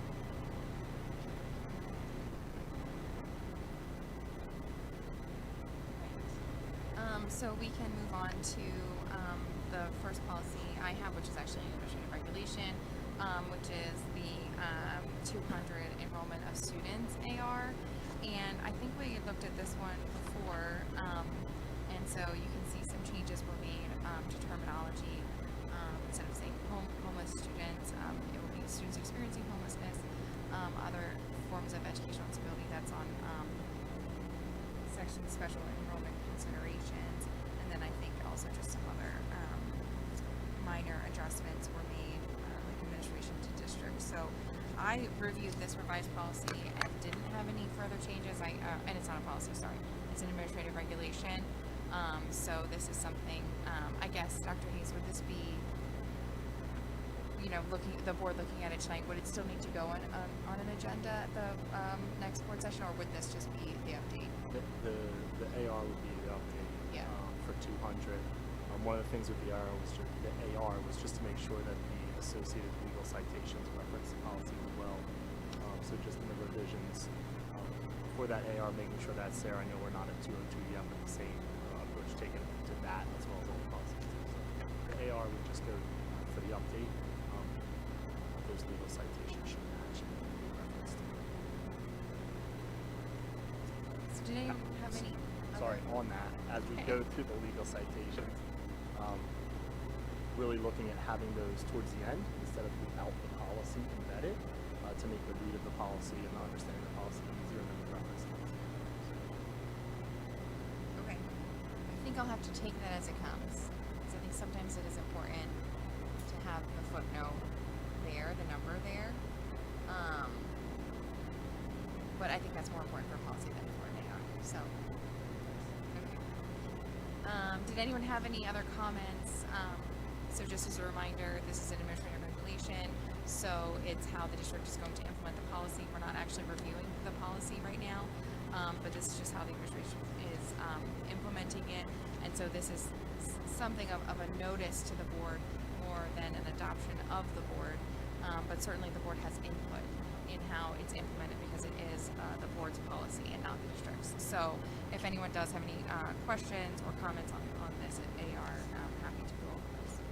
Can you just remind me with the AR, I know sometimes depending on the specific AR, it will go to review with administrators or staff members who it actually impacts who are the ones implementing this. Was anything like that done with this specific AR? Was there? Yeah, we had administrators, specifically within Pupil Services, look through to make sure that, and we've been doing this with other policies as well, to make sure that the actions carried out are aligned to not only our current practices, but if they're not aligned, how can we update those practices to make sure they're reflecting policy appropriately. So we did have, in this case, all of both the ARs for 200 and 202 reviewed by administration as well. And that's something that we ask the district to do, whether it's an AR or a policy, just because any stakeholder within the district, we want them to be included or involved in the revisions because they're the ones being affected by the implementation. Alright, so moving on now to policy 202. I'll start with the policy and then go to the administrative regulation. Again, this one I think had been discussed before. Certainly the revisions that I have been looking for before have been made. Again, with the citations here, I do like the footnotes that we can see added, and just the again that changed wording. But otherwise, I don't have any additional changes of this policy, which is the eligibility of non-resident students. I'm happy to hear from the rest of the board. Just with practice, when you say the footnotes referencing towards the end of various spaces in the policy as well. Yeah, so you can see like on mine it's showing up green, having added, right, and then so just referencing the specific legal citation that it's coming from within the statement, which is I think pretty typical, just what we do for the policies. Yes, that's what we've been doing the last couple of years. I think really the only change is adding them to the ARs. Yeah, and I think for those I don't think it's going to be every AR. I really do think we'll take it as it comes because it's the ones. A lot of our ARs don't come from code, right? And it really is just how the district is practically implementing the policy. But one that we recently looked at, I think it was 137, just had so many pieces coming from code that it made more sense to show the work and show where it was coming from, and that this wasn't just the school district of Haverford Township, creating these requirements.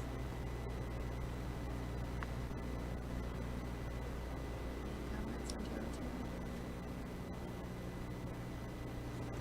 We'll look at the AR next. So this is just the administrative regulation, which I did have some comments on there. So first, I think in the policy we define non-resident students. So in the very first section here we have non-resident children. So we're going to want to change the language there, non-resident student, which is a defined term in the policy. And then I did have a question on looking at prospective students. So the second paragraph references a submission of an executed, submission of an executed contract to buy, build, or rent a residence within the district for occupancy is adequate documentation for when we're allowing a student whose family is going to move into the district within 6 weeks of the school year to just start at the beginning of the school year. But my question is, this doesn't actually say, like, when do they need to submit that paperwork? So, when do they need to prove that they did in fact become a resident within that 6 weeks is my question.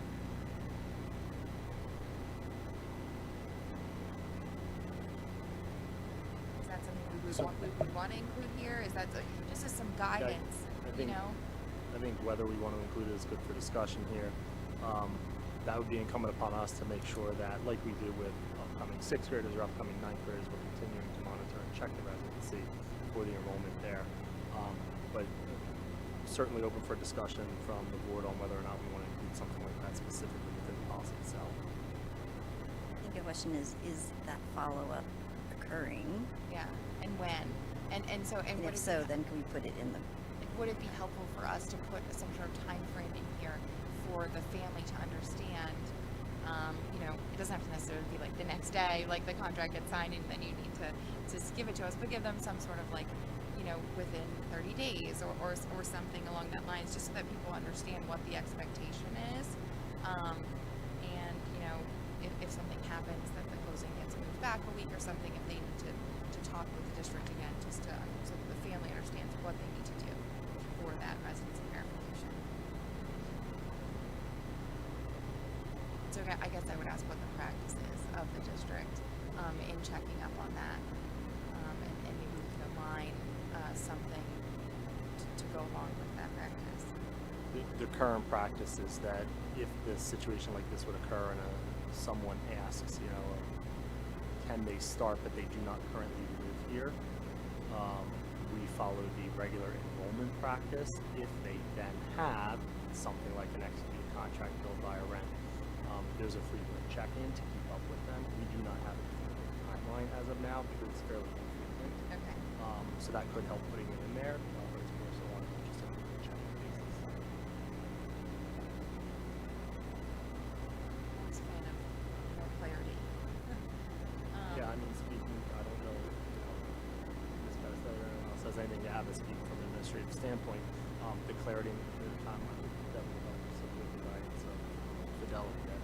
It's before the end of that 6 weeks. So we're checking in before the end of that 6 weeks because they would have to become residents prior to the end of the 6 weeks.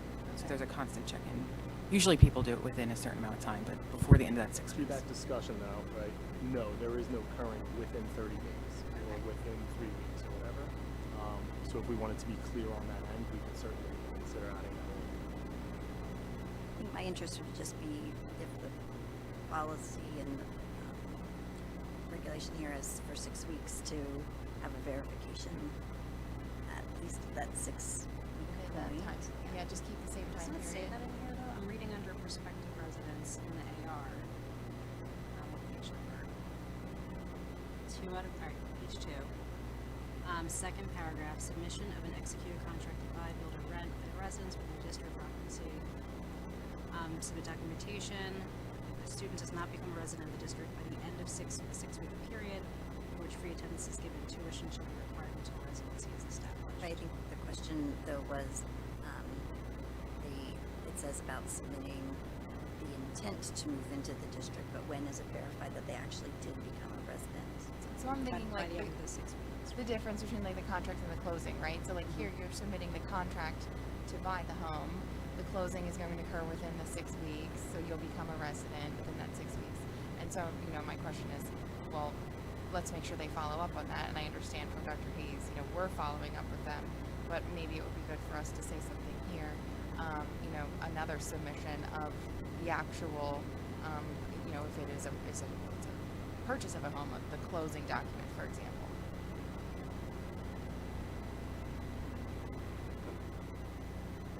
And I think, like Ms. Wiedemann said, probably just the 6 weeks then, right? Within that 6 week time period to submit the closing documents.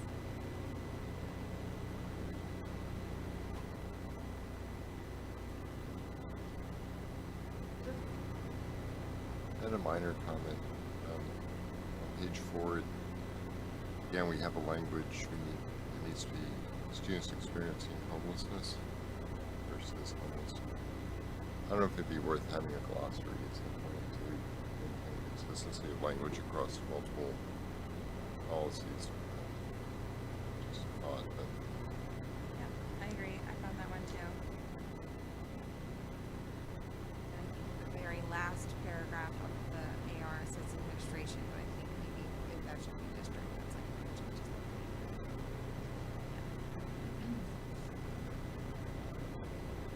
And then going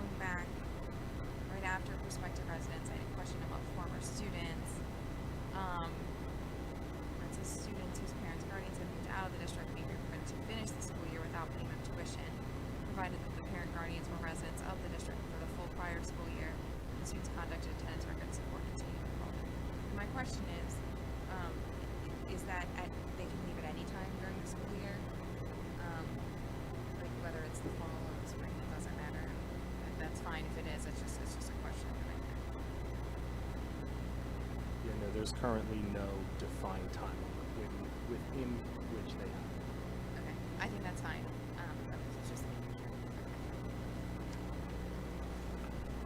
So those are all my comments on the I appreciate the other board members who jumped in while I was commenting to it. That's my preferred process. So, but certainly if anyone has any other comments on the 202 AR. I have one clarifying question, and it might actually be going back to the policy a little bit.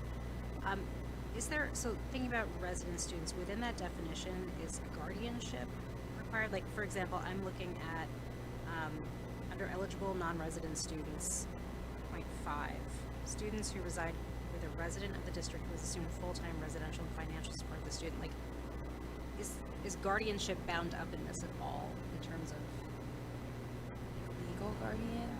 Yes. I think that, I mean, the way I read that is to mean that even if you're not a legal guardian, like, that has its whole different process. I just don't know if there's like overlap between the two, and if not, Yeah.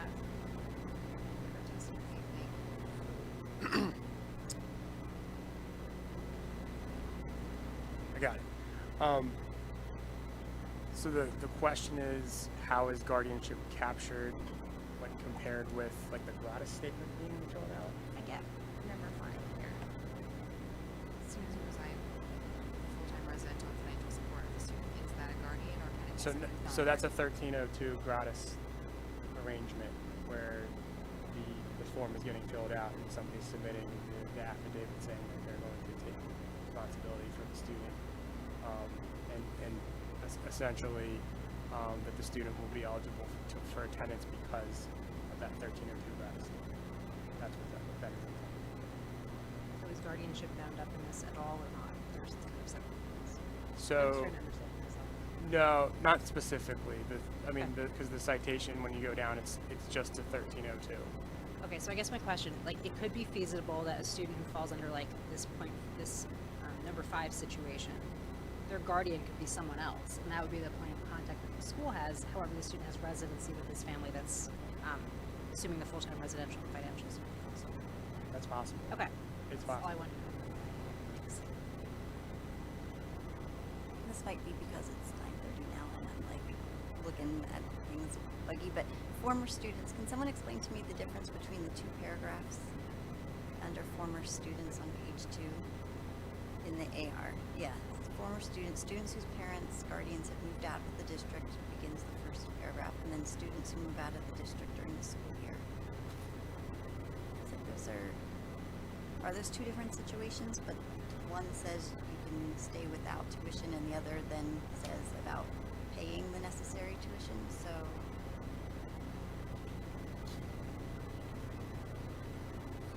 So one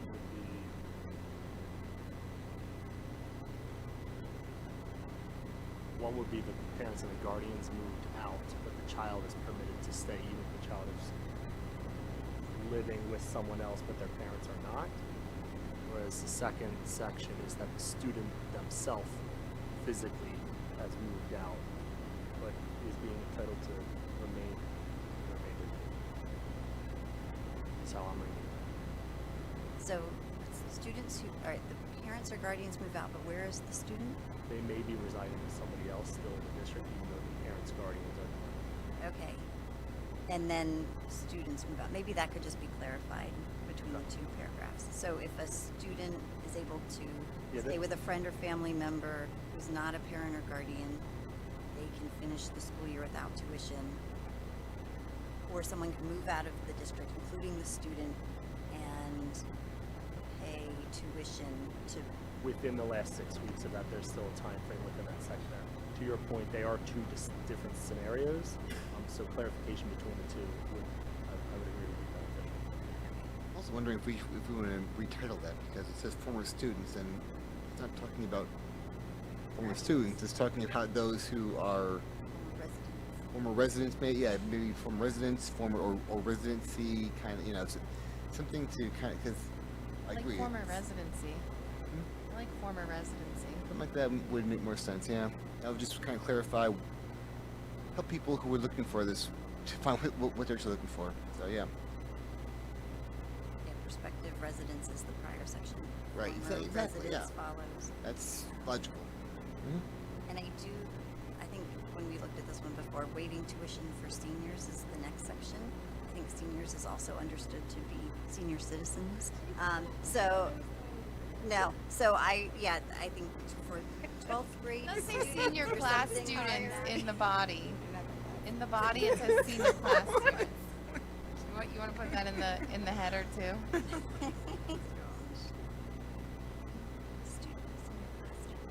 So I have a question. I know that we're under waiving tuition for seniors, but I want to just go back up to former students. For students whose parent or guardians have moved out of the district but they're living with someone else, where is what is the procedure for that family and or student or guardian to inform the district that, like, how would we know this, that they are now living with someone besides their parent or guardian? Other than doing kind of a random checkup on things like that, I'm not sure we necessarily would. I don't want to see who does it, but if we do know, I would assume it fall into the rest. That's the only way. That's the only way. The only way that can happen is if They'd have whoever the child would then reside with for the duration of the school year, that family would have to sign off on the statement that they're taking responsibility for the student. But I think, and I mean that's a potential scenario. And they'd be subject to the verification investigation of student residency farther down in pages 4 and 5. I guess the other part of my question is maybe two parts. One is that the how would we know piece, and if there are parents or guardians who are needing to move, wanting to move, but not sure if their child can still remain in the district, how would they know to find this policy to follow the proper procedures? Like, I wonder how many children are living with someone else and not telling anyone, or feeling uncomfortable. You know what I mean? So I just want to make sure we're communicating that yes, this is possible.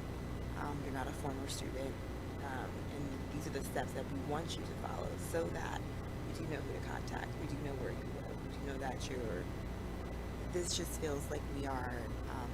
We're relying upon the child or the family to notify us. Yeah, and so if I am a child or a family who is not sure if my child can do this, I'm not going to tell you. Yeah.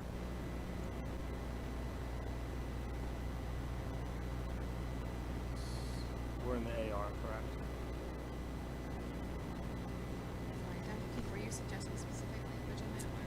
So I think that two things. So one is if, I think we already discussed moving the former, or rewording that title there, former students, they're current students, but we need somewhere, and I don't know what the answer is, but we need a place for parents and families, or children and students and families to know where to go if I am moving but my child is not, and I want them to remain in the school. And so whatever heading that is appropriate to be, just a clearer way to get to that these are the steps we want you to follow. Can I just briefly interject on that? Okay, Yes. so part of the standard for 1302 is that when the child is going to reside with someone, that means like they're not going home on the weekends to their parents who are actually providing for them. Whoever is taking them in is actually going to provide with them for indefinitely 24/7, 365 too. So, and it actually becomes a disputed issue quite often, more than you might think.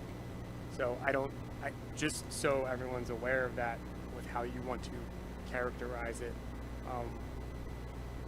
I would just caution the board about making it almost an open invitation that if you're moving out but you want your child to stay and this person is just going to be willing to sign off on it, it is a kind of black and white legal requirement that it's really the exception rather than the norm or the rule that they would be able to do that. Well, certainly, I certainly understand that. I guess the reason for my question is that if my child is staying in this district and I am moving out, right, and I'm unaware that this is possible following the proper procedures, then I'm just thinking about the added pressure that puts on the student, potentially their performance, if they are feeling like as if I'm sneaking to school.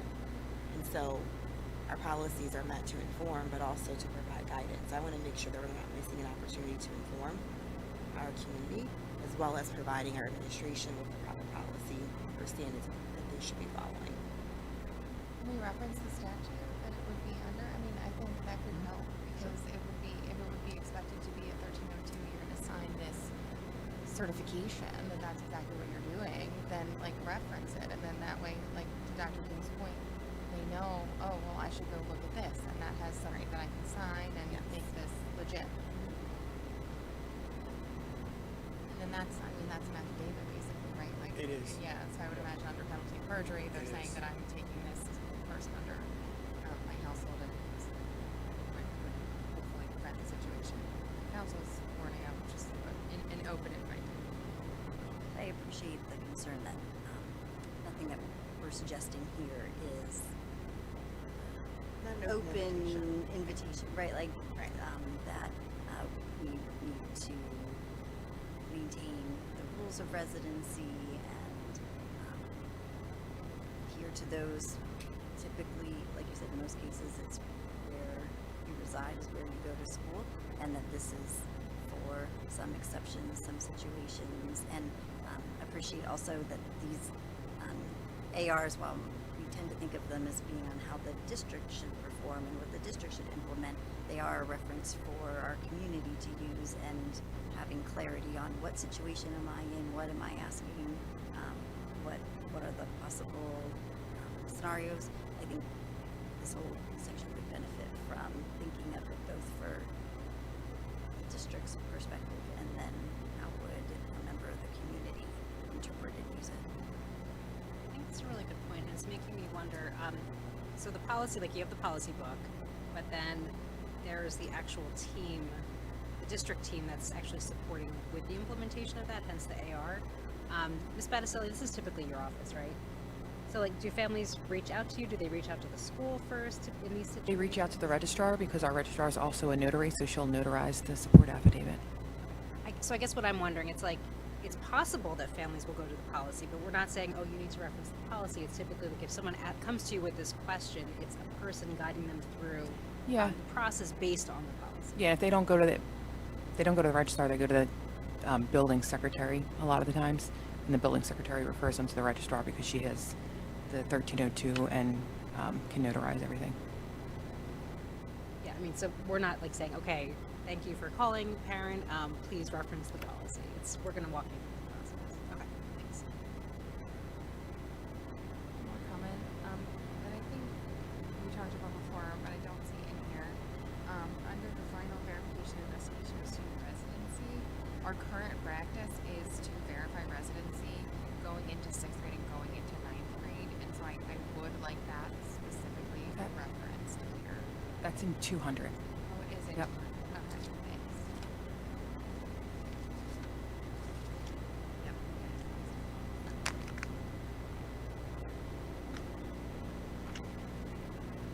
Can we move on? Justin, you have all your modules? Yes. Yeah, my question was next steps. Do we have like what the next steps, what the process is from here? I believe between Justin and I, we captured the revisions, and then we come back. We come back and revision. Well, I mean, I think it could probably go to a first read. Yeah. There's too much, and you know. I don't think so. Okay, I think we can do it for a first read. So for clarity, first read for the upcoming action. Probably not. So first read for the next work session. Yeah.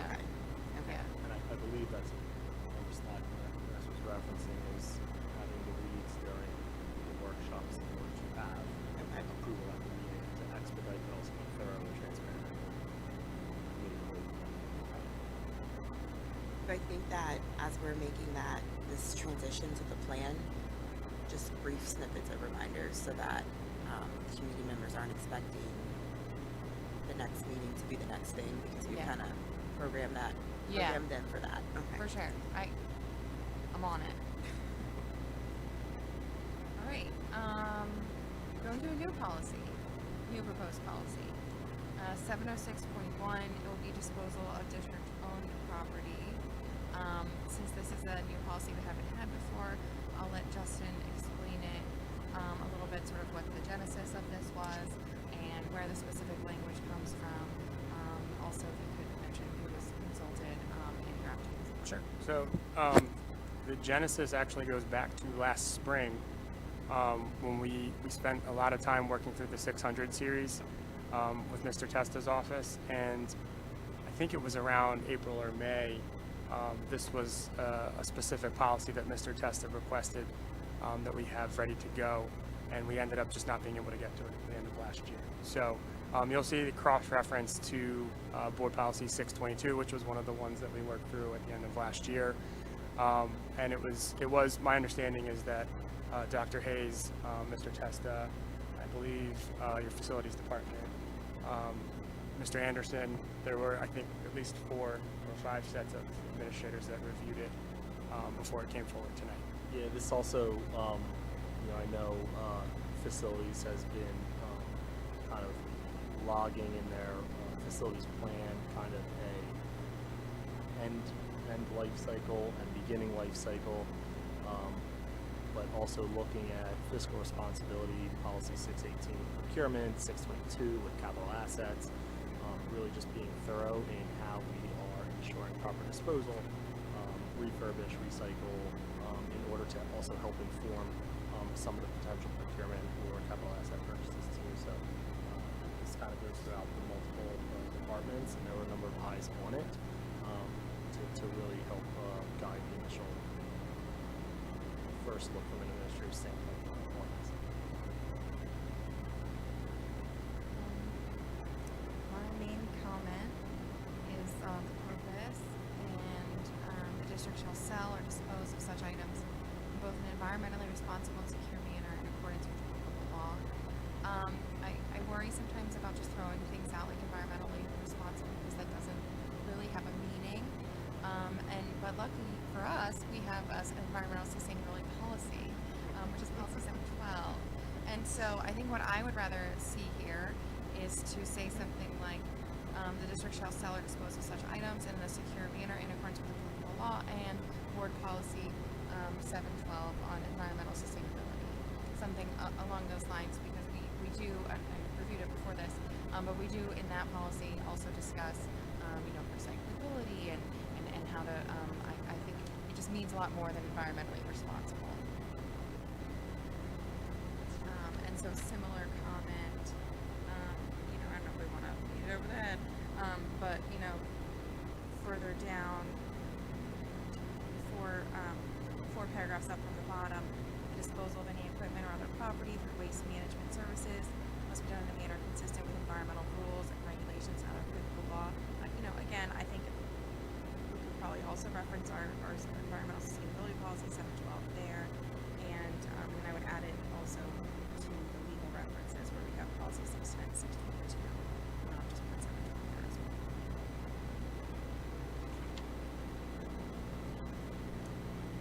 That was pretty much all my comments for that one. It's more kind of nice.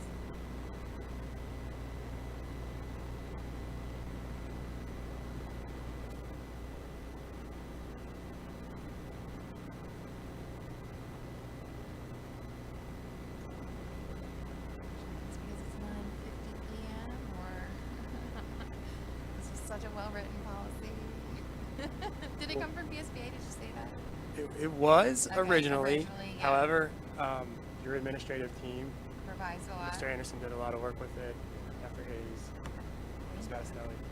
We did do, I was just saying, we did some significant revisions in terms of defining assets, capital assets, district assets, making revisions ahead of time to capture that. The GASB 34 statement. So thank you to all of the team, all of Tony and them, JR, for doing this thoroughly. So much. Glad to know very well-written policy.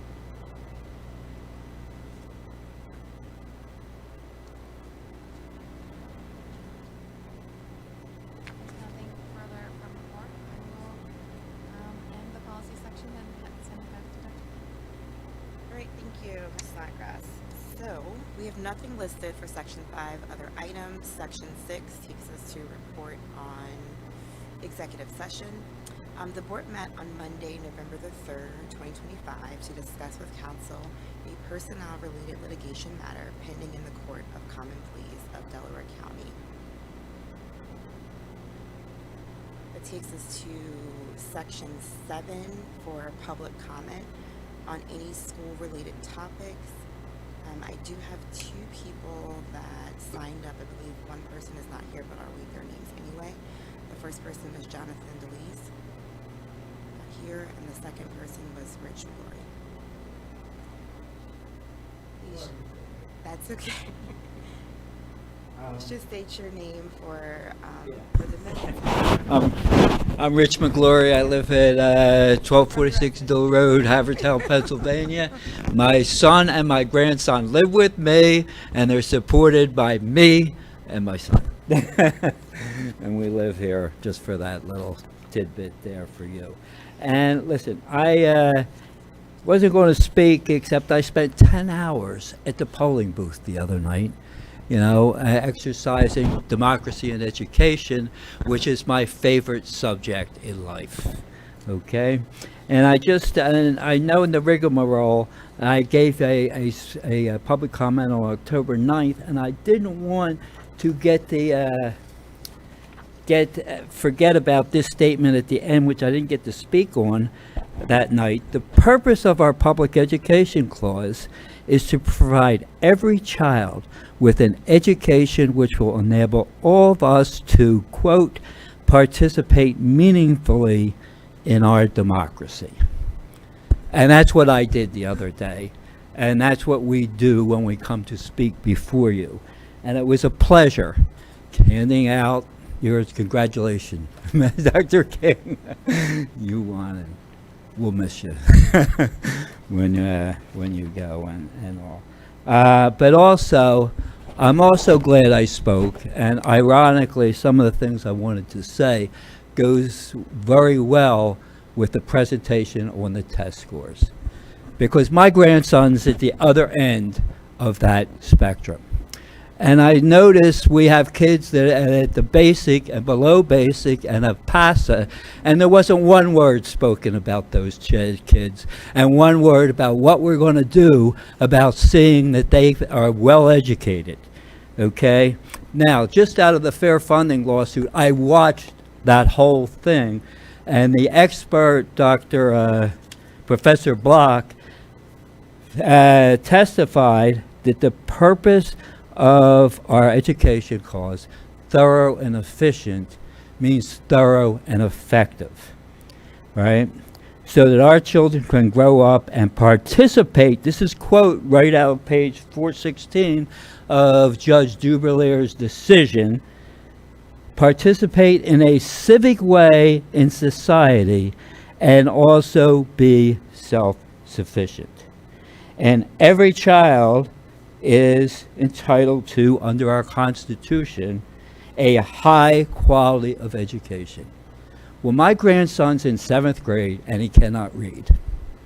He doesn't have a reading specialist, and I want a reading specialist for my grandson. He has not only not progressed since he's gone to the middle school, he has digressed. And I showed you how he read in 4th grade, Dr. Hayes. All right? He can't do that now. The program that he's using, Readtopia, he is never going to read. And he's entitled to a reading specialist. He's entitled to every resource we can provide that child and the other autistic kids who don't read any better in our school district. I taught kids in high school who were disabled readers. They made progress. We gave every kid a reading specialist when I taught, who scored below the 25th percentile and read at the 6th grade level in high school or below. They received a reading specialist the whole period, 5 days a week, 180 days. They made progress. We had low level, high interest books for those kids that they could read, that they were interested in, and that they progressed. We not only did our standardized test scores, we gave them 2 or 3 reading assessments at the beginning of the year, in the middle year, during their final time, and at the end of the year. And our kids made progress every year. Thank you. If you All right? conclude your comments. I'll conclude it right now. They're great test scores, but they broke my heart because I look in my grandson's eyes every day and I practice with him reading. I go through that. He's made outstanding progress in every area except his academic areas. He can't do math too good either. But I'm going to cry when I go to bed tonight when I look in his eyes, because he will never learn to read without a reading specialist and with that Readtopia program that you're using in my kid. I'm a certified reading specialist with a master's degree in psychology of reading. There are way more better programs, way more better methodologies that are provided in our middle school. Thank you very much, and you will hear more from me about this at future meetings. Thank you. Thank you. All right, that takes us to Section 8. But prior to us adjourning, I just want to make sure that the community is aware that we appreciate the ongoing conversations that the board and HEA's bargaining teams have had recently and continue to actively negotiate towards an agreement. We are looking forward to these conversations producing an agreement soon. Additionally, I want to note that the Haverford Drama Club is hosting a sensory-friendly dress rehearsal for our upcoming musical production of Tuck Everlasting on Monday, November the 10th at 6:30 p.m. If there are any questions regarding the performance, please be sure to reach out to Haverford's theater director, Danny Walsh, or the high school administration. The next regular meeting of the board is scheduled for an action meeting November the 20th, 2025 at 7:30 p.m. in the boardroom of the Oakmont Administration Building. And with that, can I have a motion to adjourn the meeting? Moved in second, the meeting is adjourned.